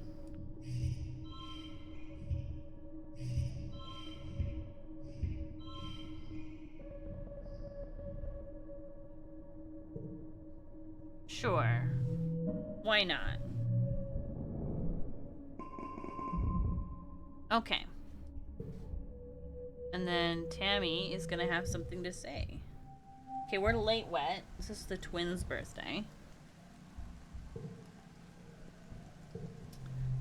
It's a beautiful day, and you spot Tammy outside the lounge enjoying the sun. Yeah, for sure. We say with the rain sound behind us. Her father, Tonin, is there as well with a supportive hand on her shoulder. Her daughter, Echinacea, is asleep in her arms, her tiny fists curled up beside her face. Tammy looks up at you with a tired smile. She's finally asleep, she says. I think she gets bored of being cooped up inside. Wanting to be a mother, Tammy smiles at her dad. It's one thing, it's maybe the only thing I've ever been really sure of. She looks down at Echinacea and strokes a gentle fingertip over her chubby brown cheek. The funny thing is, Tammy muses, I know I should feel scared, but I don't. I know I've been scared my whole life, she laughs quietly to herself. But then I think about being a mother, I only feel calm. Like I can be brave. I can do anything, as long as it's for my baby. Tammy's father gives her shoulder a squeeze, and she leans against him. Even when I was younger and I took care of children in the old crash, if they cried or were scared, that was the only time I wasn't afraid. She shakes her head. Isn't that funny? You're stronger than you think. Animal parents are fierce protectors too. Why would I say that? You've got a long way to go is also wild. like she's like, somehow I feel so brave when I do this. I'm like, yeah, you know who else are brave? Animals with their children. Part of me wants to say it because I think it's funny. You describe how Hawkeyes will go nuts if you go near one of their nests, throwing themselves fearlessly into danger to protect their young. Float cows circle up with their calves in the middle of the herd, and even the completely tame bristle slugs on the farms won't let you go near them when they're nursing. Cal's gotten hurt by those bristles enough times to know. Don't mess with the parents. Newton clears his throat. You should know, Tammy. I haven't always been brave myself. I've been frightened of, well, darn most everything since we landed, to be honest. Especially of anything hurting you.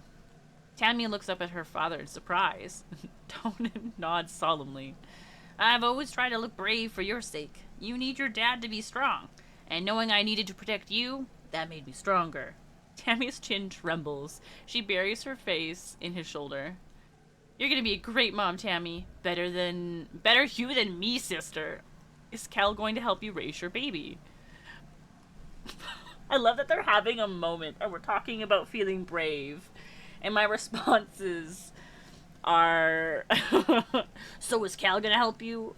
Or, glad it's not me. Or, you're gonna be a great mom. I feel like this is obvious. Like, I feel like I don't need to answer this question. But I'm gonna. I want to know how involved they are. Tammy smiles shyly and ducks her head. We've already talked about it. Cal is perfect, she says. He's going to be an incredible dad. Aww. I was right. Okay. So, I want to rest before glow so that we can sneak out during glow. Is there any kind of, casualness I can do in here? No. Okay. Let's see. 90, 90, 90, 90. Not 90. 90. Not 90. Super low. Well, I guess I'll hang out in the lounge. Nothing much happens this month. You spend most of the time spacing out to whatever's on your hearspeak, occasionally nodding hello to other colonists passing through. You binge a few seasons of a show you've been meaning to rewatch. Alright, this is the final kicker. And we'll keep everything.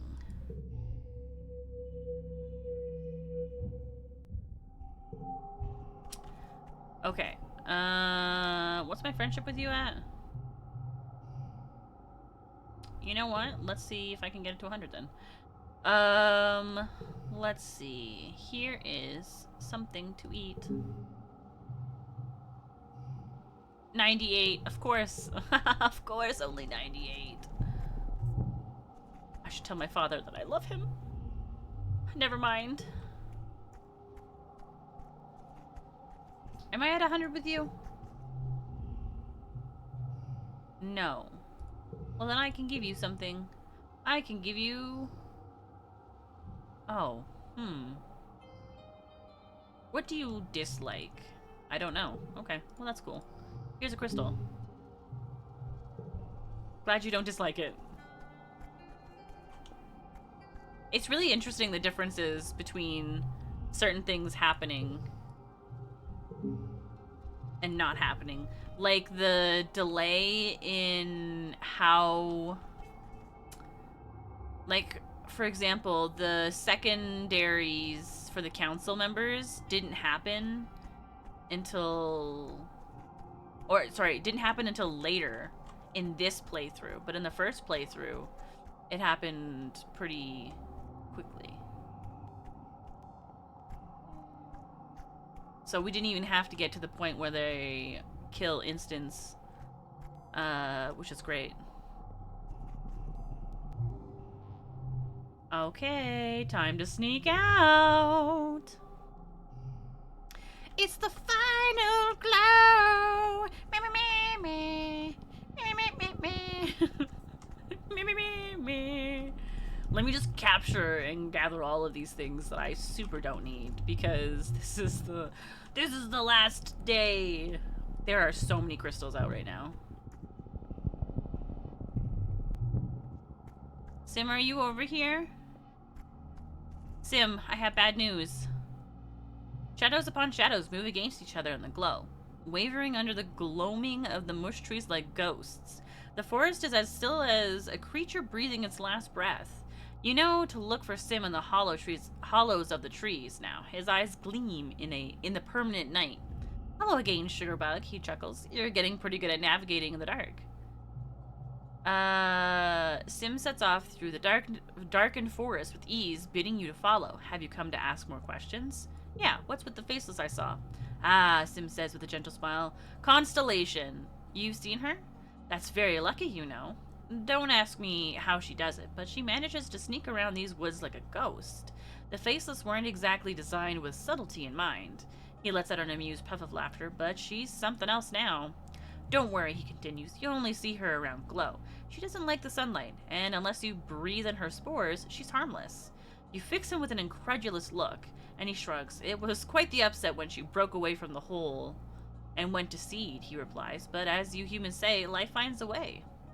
Sim stops walking and smiles politely. Well, that is enough for now. The trees have ears, you know. Okay, but like, hold on, I need to tell you.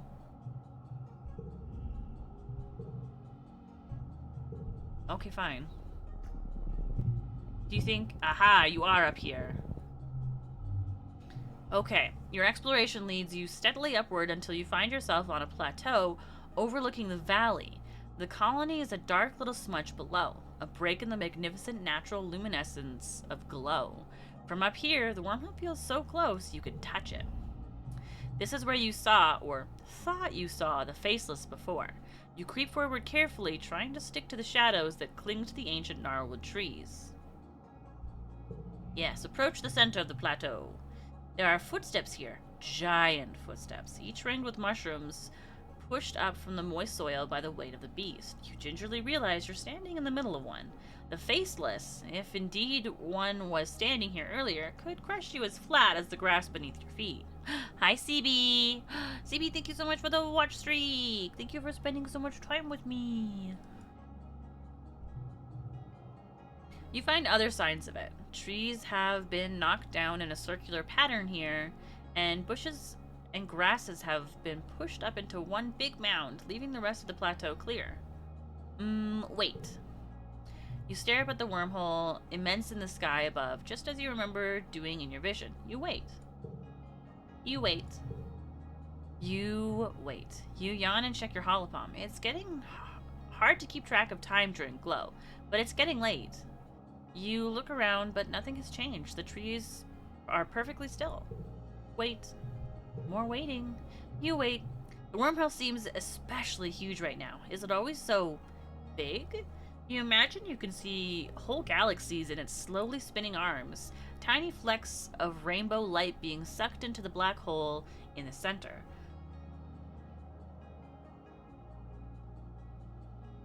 But it's so much closer than a galaxy. So close it could swallow you and all of Vertumna in its hungry, ethereal maw. You wait. And you wait. You wait.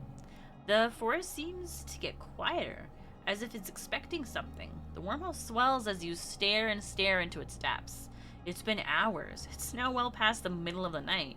You're exhausted, but you can't look away. You feel hypnotized. You wait. And you wait. You've always been waiting. You will always be waiting, staring up at the wormhole being sucked into its depths. A shadow falls over you. Look at the shadow. You slowly lower your gaze from where you've been staring at the wormhole for hours, your neck stiff and sore. Straight ahead of you, what you'd earlier thought was just the shadow of a tree is the Faceless. It was there all along, watching you. It takes a heavy step forward, then another. It moves gently, its feet sinking into the soft ground and pushing up the phosphorescent fungi from below to explode to the surface in rings of jubilant light. You don't move as it approaches. It took all your energy to look away from the wormhole, but you're still completely spellbound. The Faceless looms over you, as big as a building. Its zippered neck gapes grotesquely, and its tentacles wave gently through the air, tasting it, feeling it, smelling you. The ends of two tentacles open, and that strange glowing mist floats up from them. It leans down. It envelops you in its tentacles, each as large as you are, and you breathe in its spores. Under the eternal night sky of glow, the wormhole seems to swallow you both whole. The entire planet, and an infinite number of universes besides. You feel a beckoning within you, a curious tug somewhere in your ribcage, a yearning you can't describe. Resist infinity, embrace it. And then that would be the end. Resist! You aren't ready. A small part of you demands to stay here, on this plane of consciousness. You hold your breath and bring your mind back to the present. You let the Faceless touch you softly with its tentacles until it seems satisfied that you've made your decision, then it withdraws. As you slowly disconnect from the gentle creature, you can feel its emotions, its story. You understand that it was born like the others of its kind in a breeding tank below the ground. Although it was sent here to destroy your colony, something changed in it that can't be changed back. You see again the image of the Faceless staring up at the wormhole, transfixed as you were. It no longer feels the pull of the ley lines, the thumpers, the forces that were used to control it. It is no longer a construct or an avatar, but a free being. It only feels the dance of the wormhole now, and the natural rhythms of life itself. You stand completely still, arrested by the sudden understanding that sweeps over you. The Faceless retreats to the large mound of grasses and bushes at the other end of the plateau. A baby Faceless pokes its head out of the nest, wriggling its tentacles in greeting to its mother. What does it mean? Hey, you got anything you want to say? Ah, you don't. Well, heck. I wonder what's gonna happen. How will we die? Will we all just perish? It was dotted with huge circles of glowing mushrooms. That was weird. Okay. Each one nearly a meter in diameter. The bare grass in the center of the circles looks remarkably lush. Let's take a closer look first. You crouch down to analyze the mushrooms. It's a species you don't recognize, but your holopalm reports that they live most of the year underground and only pop up during glow season. This close, you notice the entire area inside the circle is sunken, and the grass has been flattened, almost like a footprint. But what would be big enough to make this? You decide not to wait around to find out. We already know what makes that. It's the Faceless. You're amazed at how peaceful it is out here. It's not what you expected. You stay out of sight of the watchtowers and slip between the mush trees. It's eerily silent, as if the forest is holding its breath in anticipation. It really is pretty out here, with all the plants and animals glowing, especially the wormhole, filling the sky above you. I can gaze at the wormhole. Neighbors become wild. Oh, sorry, I keep thinking that means something. Wait, this is called timey-wimey wormhole stuff. That's cute. Admire the flora in detail, which we've done. Watch where you're walking. I want to gaze at the wormhole. Wait, have I already done that? I feel like I have both of these. Hold on. That one and that one. Oh, I don't have that one. What's the other one again? It is red, okay.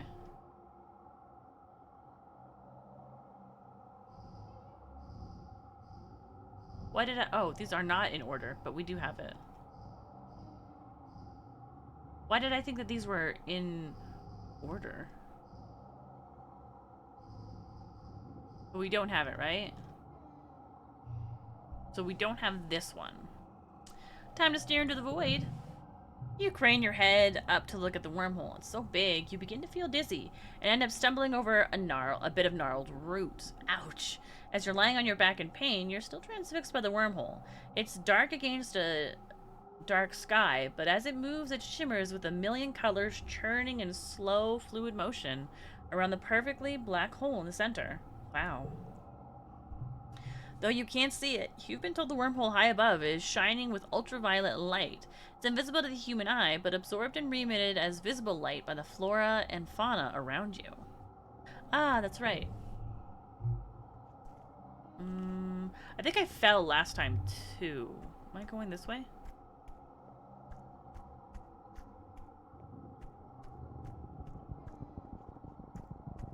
There's that one. Is there a way to go this way?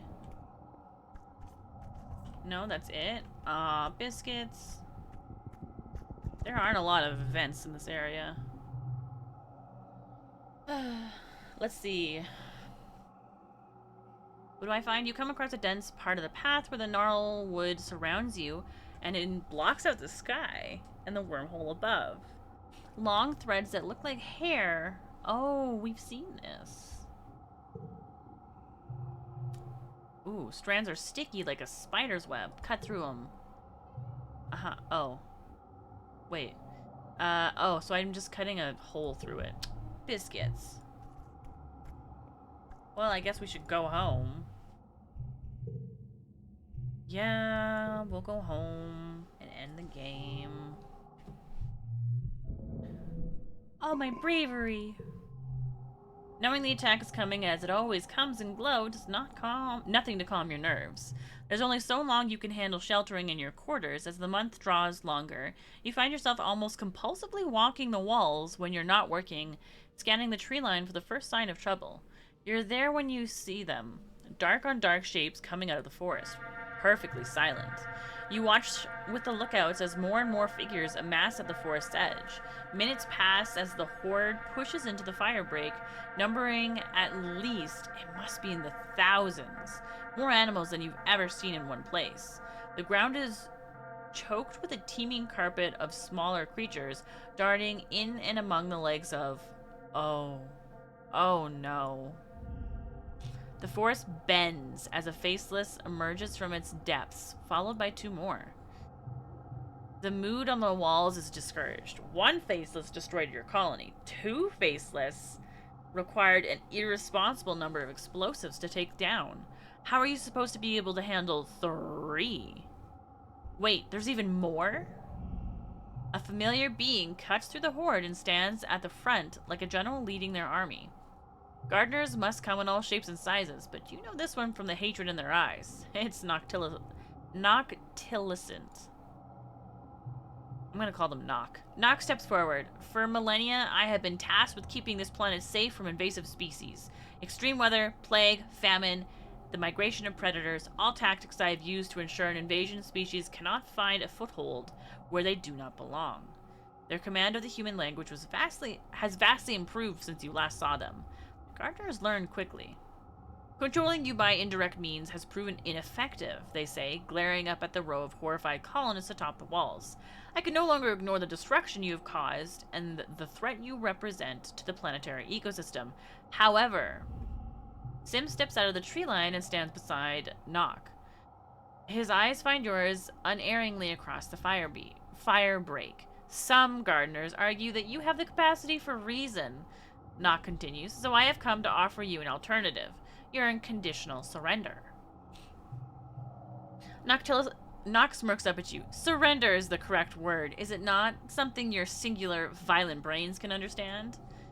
The terms are simple. Humanity will cease reproduction, cease expansion, and in return be allowed to live out your remaining lifespans within the bounds of your walls. Do you accept? Lum steps forward. I'm going to tell you the same thing I told your little double agent spy. His voice booms out from the wall. You and your BS deal can bugger off. And keep buggering off. Until you think you've buggered off so much, you just can't bugger off any further. What is this? He points at Nock. Then bugger off some more. This planet belongs to us humans now.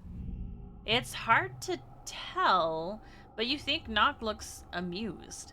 Maybe they were hoping this would be your answer. And of course, with Lum speaking for the colony, it was inevitable. So be it, they reply, and the attack begins. Do I fight or do I flee? I will flee. You duck your head and rush towards the safety of the quarters. As you run, you notice the colony defenses are mediocre. Less than 10. Wait, so the colony defense is less than 10 and need colony defense 5 or greater. Alright, so I'm like in the middle. As you run, you notice that the colony seems to be holding its own. Nothing has breached the walls yet, and it seems that the tide of monsters emerging from the trees has slowed. The colony looks evenly matched. The battle's not in the bag, but so long as the defenses hold, things look hopeful. You're descending from the walls when you are thrown to the ground by a tremendous rumble. A few meters in front of you, something tunnels toward you through the mud. You have the impression of something long and dark that cuts through the ground like a shark through water. You scramble to your feet, but it cuts off your path, forcing you toward a geoponics outbuilding. It's a storage shed, mostly empty besides bales of hay used as float cow feed. It's dimly lit, but you think you see another door at the far end. The creature advances, throwing up rocks and chunks of dirt as it tunnels closer. I can fight it, or I can avoid it. Let's try to fight it. Let's see. Okay. 99 is wild, by the way. 5... 16... +1... biscuits, that's the best I can do. Card becomes a 5.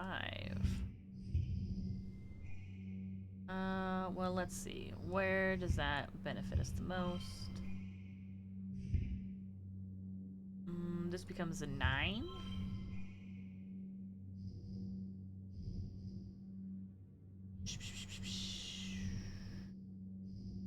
There are no gem cards out. I guess I'll do this. That means I have to get so much in the next round. Surely there's a better way to do this.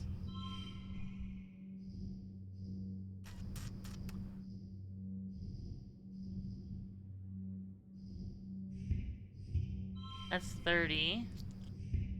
It's 24.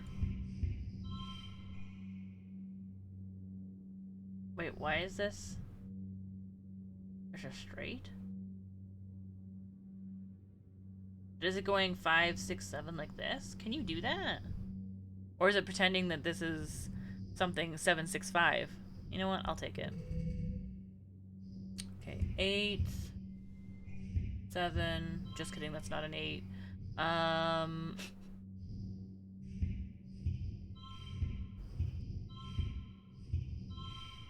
I don't have enough. Change the suit.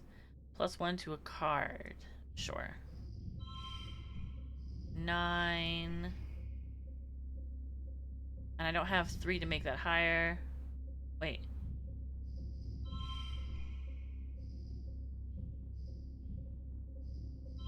7.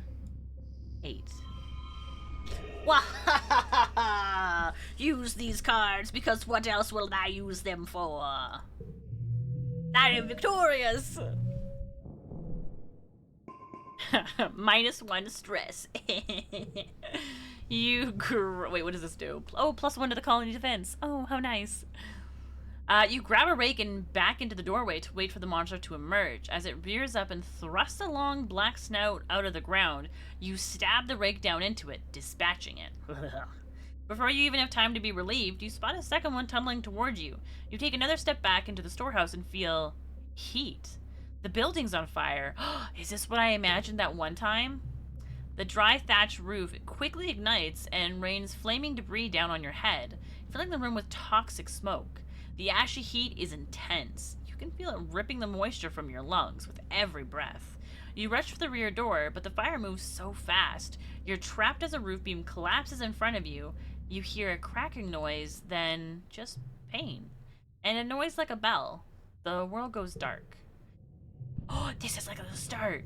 You wake to chaos. A confusion of light and heat and smoke. Fire. Your head is pounding. You must have hit it and blacked out, but you aren't sure how you got here, or what on Vertumna is happening. There is something important you need to remember. Your stomach lurches as the floor crumbles beneath your feet, then collapses. Your body aches and your eyes burn from the smoke. A figure appears through the flames. It's your friend. Your friend? Wait, why can't you remember her name? She's gesturing and shouting at you, but all you hear is ringing in your ears. You try to stand, but one of your legs folds uselessly underneath you. It won't hold your weight. Your friend pulls you out of the rubble. She throws your arm over her shoulder and half drags you towards the door. Through it, you see a deep, eerie twilight, dark blue and cold against the heat of the fire around you. Blow season. Glowing eyes. You shake your head to clear your vision. Is that some kind of dog, like from Earth? Wait, hold on. I remember this. Not a dog, a monster. It's about to end your life and probably Nem's too. She tightens her grip on you. I can't shield because I don't have creativity? Ah, I'm so close to it too. You prepared for this earlier. Oh, did I? Good job, me. Dodge and fight it. Which one? Let's do this one.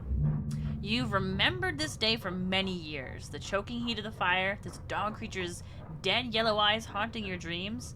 You've prepared for it. Specifically, you've installed an armed freeze trap right where you knew the animal would be standing when it transformed into a towering horror. As it does, you trigger the detonator. The trap sucks inward, drawing all the heat from the surroundings. The monster's feet are frozen to the floor as it instantly crystallizes, becoming an ice statue. Nem doesn't stop to wonder how this happened. She gives the statue a solid kick, and it shatters into a million fragments. You emerge from the inferno of the shed, burned and concussed, but alive. Nem smiles. It's good to be alive. Oh, I'm injured. You have your wounds tended in the medbay. Other soldiers there are in much worse shape, but at least the battle's over. It was long and bitter, resulting yet again in the destruction of most of the sawmills and arable land. The defenders managed to repel the Xenos before damage could be done to the inner colony, or maybe the monsters lost interest before finishing the job. It's as if the planet wants you to suffer, but doesn't actually intend to finish you off. Yet, anyway. But for now, you're just happy you survived to live another day, and that day is your birthday. By the time you've recovered, the suns have returned. It's your 20th birthday. You're a fully fledged adult now, though in many ways you already were, and have been for a long time. You and your friends step out to greet the new day and start the rest of your life on Vertumna. You reached your 20th birthday.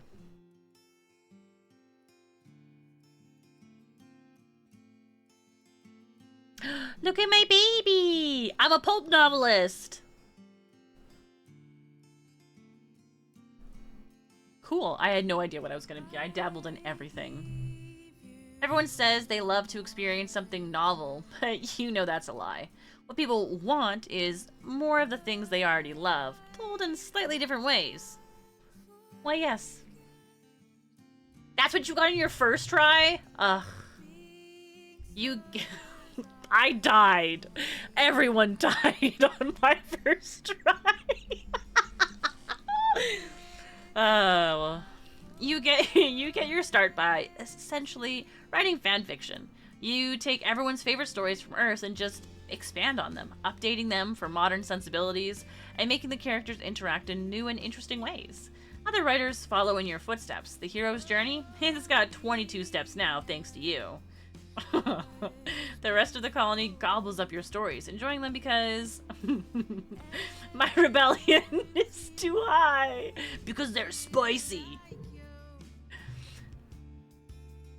Everybody's dating everybody in your tales. There's a lot of gratuitous bodice ripping, and you cater to every forbidden romance and beloved trope that your fans request. You'd think Nomi Nomi would be your biggest fan, but it's actually Tang. She always pre-orders your next book. Stop, that's so cute. Over time, you develop your voice and begin to move on to your own original universes. Fantastical characters and stories that have never been told. Soon the next generation is writing fanfics about them too. But what about... Your lover Rex grows from good boy to good man. He continues to work hard on the bar, turning it into the place he always dreamed, where people can come and unwind from a long day, enjoy some libations, dance their butts off, and maybe even find love. He gets a reputation for being a matchmaker. In a small colony, there aren't a lot of romantic options, but Rex has an eye for figuring out who would be a good match together. Giving Rex a kiss for luck becomes a tradition among those looking for love. And if some people find something a little more temporary than love with Rex, that's their business. Rex has a lot of love to spread around, and so do you. Together you embark on the adventure of dating other people, sometimes at the same time. There's jealousy and hurt feelings sometimes, but your relationship only gets better and better with every heartfelt conversation, not to mention every steamy shared affair. Rex builds you a custom house, so you both have your own living quarters. It's all very salacious, and Rex enjoys being the talk of the colony. Rex is very into the idea of children and contributes to a few on his own before you're ready to have some with him. Oh, I do have kids. Okay. Between your kids and the ones that visit him from time to time, your swinging bachelor pad becomes a family home filled with love. Show me my babies! Rex always seemed abundantly happy with his lot in life, like crashing over Tuna was the best thing that ever happened to him. It's remarkable that the Heliopies could have made someone like him, but you're glad it did. Oh, he gets a happy ending. I love that so much.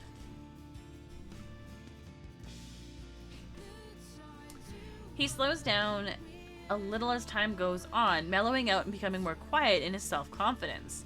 He confides in you that his dog genes will probably mean that his life will be a little shorter than the average human's, but that he wouldn't trade any minute of it. Oh. What about Sim? The bridge between two peoples. Undying, never-aging, ever-patient Sim becomes as much of a mystery to you as the rest of the planet. The colony continues to buckle under yearly attacks and unnatural disasters, but Sim never wavers in his passion to learn everything about humanity. Though he remains as cryptic as always, his affection for your species only deepens. In your grief and demoralizing fatigue, you sometimes turn to blaming Sim. Why can't he stop these attacks? Why can't he argue with the gardeners to leave humanity alone? He never holds it against you, no matter how cruel your words. Oh. Every time you calm down, he patiently reminds you that his dissenting voice is one of the only reasons humanity hasn't been destroyed outright. You continue to meet him in secret, keeping your relationship hidden from the rest of the colony. You wish they could understand, but they won't. Not while war wages between your people. As the years go on, you venture out less and less often. It's dangerous out there, and your work keeps you inside the colony. I write books! I can make it out! Eventually, you stop seeing him at all. No! You think he might have taken another form. Maybe he's moved on from humans to study some other animal. Or maybe the gardeners have given up on understanding humans. The attacks only grow stronger every year. No. But what about... Your friend Dis keeps exploring. He never really finds himself on the right side of the colony authority, but he's the best surveyor in the expeditions. Utopia defends him as best she can. He spends more and more time outside the colony walls, even during Glow when the colony is supposed to be locked down. This earns him some distrust from the more militant factions in the colony. What is he doing out there? Who is he meeting? Utopia's word keeps him out of trouble, but it isn't enough to keep Dis from frequently being hauled in for questioning. Dis grows to resent the colony more and more every year. Yeah, I freaking bet. In his late 20s, he disappears during an unscheduled expedition past the Resting Ridges. Utopia leads the rescue attempt with you by her side. You're worried for him at first, but Utopia seems pretty calm, almost as if she doesn't expect or want to find anything. She reports that he's disappeared without a trace, and it's just the darndest thing. You always wonder if he's out there, somewhere. You know what? In this, though, it sounds like Utopia is being super supportive and being like, hey, you know, you don't want to be here. You're clearly safe out there. Like, I'm gonna, like, I'll do what I have to do kind of thing, but I'm gonna, like, officially set it so that, you know, you're safe to be gone forever.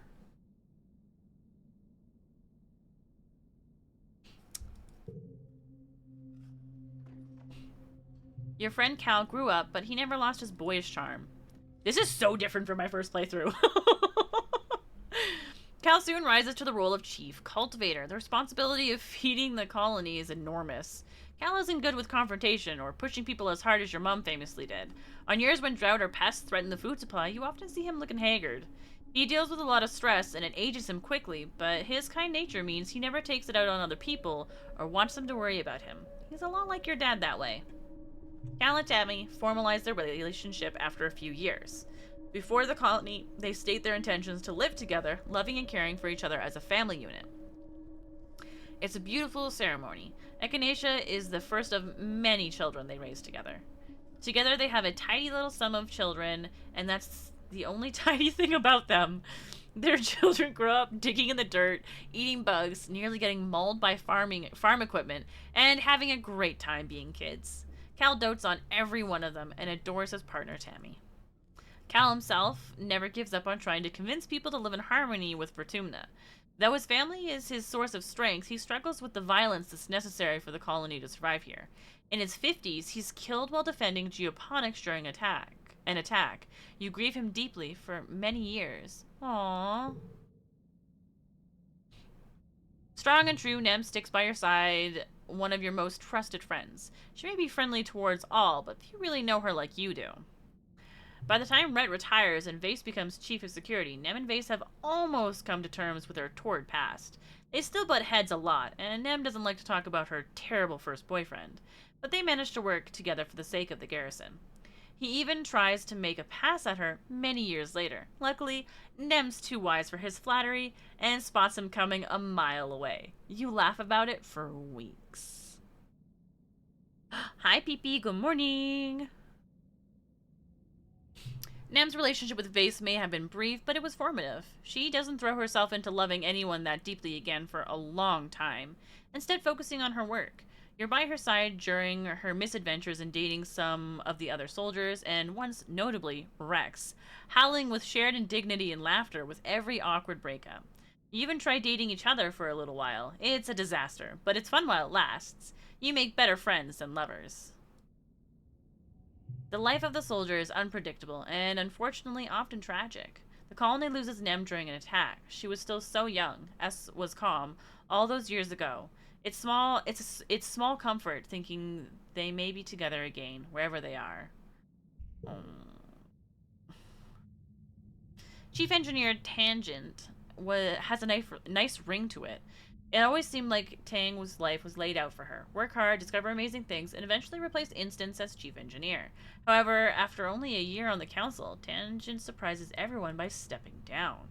Instead, she contents herself with being a regular researcher, quietly pushing the boundaries of medical science and having a hand in every major discovery. She trains up new researchers in every discipline, passing on everything she's learned from Instance and everything since. It's an unremarkable life for someone as impossibly promising as Tangent, but she seems happy. She smiles more often and has more time to spend with you, and gets more than enough sleep every night. Aww. Her love life remains fairly private, though she's not as frigid as she always claimed. You hear from the colony gossip that she carries on with a string of casual relationships, mostly with other scientists, mostly women. Let's go. She donates genetic material to a number of children, but doesn't choose to raise any of her own.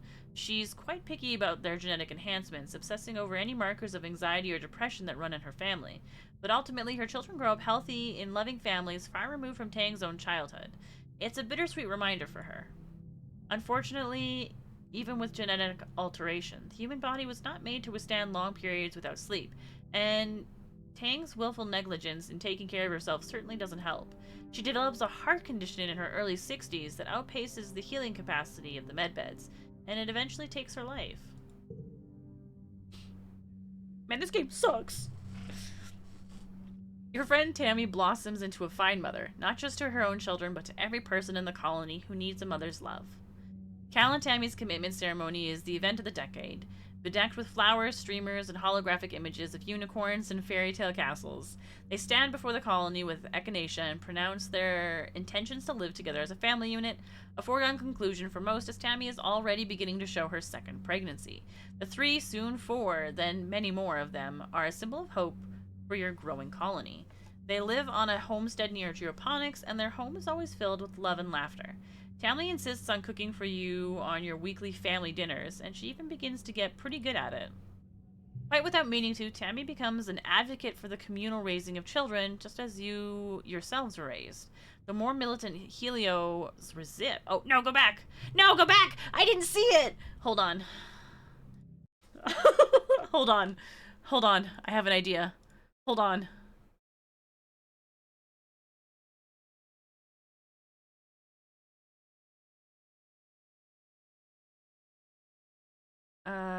I was in the way! Wait, I can just guess. Okay. They resist, not wanting to associate with Estrato's hippie nonsense, but as the colony grows too dense, her influence, so too does her influence over the next generation. Uncle Tonin couldn't be more proud of his daughter or his score of grandchildren that he dotes on them relentlessly whenever I assume he returns from an expedition. Absolutely. Hold on. That's absolutely what I did. I went to the VOD. I was hoping, that was. Wait, how do I. Wait, where did this even come from? Oh, I know why. Okay, never mind. Go away. Alright. Though Aunt Anne stays on. Oh, hold on. Oh, biscuits. Okay, good. Hold on. It'll pop up in a second. Okay. Though Aunt Anne stays on as chief steward well into her 90s, oh my goodness, Tammy takes over the new creche and becomes something of a mythical figure in the colony. Auntie Tammy in her own right. There's no child born who doesn't know the safety and warmth of Tammy's arms. Aww. Your dad never really recovers from your mom's death. He tries, but his smile just isn't the same. He continues to carry the weight of feeding the colony on his shoulders, ranching and farming and analyzing new native plants, trying to find better ways for humanity to thrive on Bertumna. The attacks on the colony destroy his progress every year, and the stress ages him prematurely. You watch your father grow weaker under the strain until one day a sudden heart attack claims him in the field. He worked hard every day to see Bertumna flourish, but you have to go on without him. They'll always be with you in the ground you walk on, in the trees that give you shade, and in the cycle of life that sustains you. Our Hopeye is a good companion, but no replacement for its own species. When a herd of Hopeye roam close enough to the colony, you release it back into the wild. And a few years later, you're greeted one morning by a whole litter of Hopeye kittens outside your door, and Optimus Prime proudly showing off their family. Your Ricky grows from the size of a small dog to the size of a bear, becoming more and more unwieldy and more terrifying to small children. Before the council can force you to do anything about your arachnid octopus friend, Fluffers just disappears. You look everywhere in the colony for it, but your answer comes from outside the wall. A new Ricky nursing tree. Aw, soon the colony is host to many curious Ricky pups who call your Fluffers home. And in my later years, the days turn into months, eventually becoming years, then decades. Before you know it, you're old. Life is tough, but rewarding. Fortuna continues to challenge you and your loved ones. The attacks continue every year, getting harder and harder to withstand, and not just that, but droughts, earthquakes, diseases, storms, pestilence, and more. Some years you worry that the colony, and humanity, will be wiped off the map for good, but humans are good at surviving. The adversity strengthens your resolve. You mourn your dead, celebrate your births, and keep adapting to whatever planet the planet throws at you. This is your home, for better or worse. You do what you can to make it a good one. Eventually, death comes to you, as it does to everyone. In the moment of your death, as your brain cells fizzle out one by one, shut down forever, a vision swims into your mind's eye. Is that a person? It's me. They seem so familiar. You feel like you know them so well. Oh, it's you. Only ancient. Her arms are covered with so many databands, so many lifetimes of knowledge. The ancient you speaks without moving their mouth, not in words, but in something like pictures. Still, you understand. She smiles. We had a good life, don't you think? But there are so many possibilities, and this was only one of them. I lived my best life. I could have done better. Well, I tried. I could have done better! I can tell from the weight of your soul, she says sadly, that many of your friends and family died before their time. People who might not have. Perhaps if you'd made different choices. She pats her shoulder consolingly. It's natural in grief to wish you could have done something different, to have saved someone. But we're special, aren't we? We really can save them. We have a chance to take another path, to change the way our life turned out. She reaches out a hand. Come with me. I'm coming. Yay! Start your new life. What a good game. I agree. I really like this game. Hold on. Endings gallery. There are so many endings! Shut up! Look at that. I got them. Look at all these endings! I gotta play it so many times. You have no ideas. Illustrations. Look at all the illustrations that we don't have. Ugh. I love these illustrations so much. I wish I could kind of like go through them. This is when we held pinkies. This is really cute. I really like the full art. It's so good. We got this one this time around, which was pretty cool. I'm not showing you that one. Cards. Ah, look at the baby. Look at this baby face.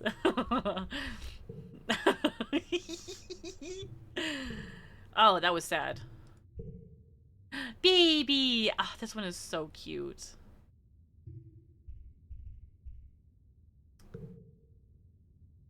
I also I love the composition of so many of these.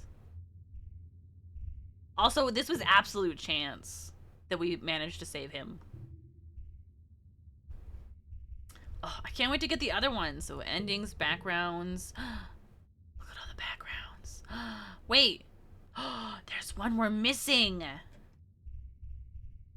There's 4 we're missing. Ooh, there's still so many things to discover. Cards. Get out of here. I'm trying to... Stop it. Okay. Okay, I'm missing a lot of cards, which means I have a lot of experiences. This is exciting. Chivo. Get out of here. Chivos. Look at all the achievements I need to get. Look at all the achievements I need to get. I can get... Hold on. See, this is what I want. This is what I want. I want this. I was playing up on mobile, and I think I saw a full art spread of Tang in a bikini. You did not.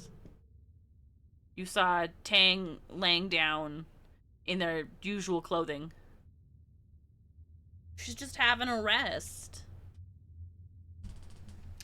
Would you like to know how my second playthrough went, or keep it a secret because you want to play more? I'm absolutely playing more. 100%. Chad, if you haven't played this and you watched me play it... Wait, how do I leave? Main menu.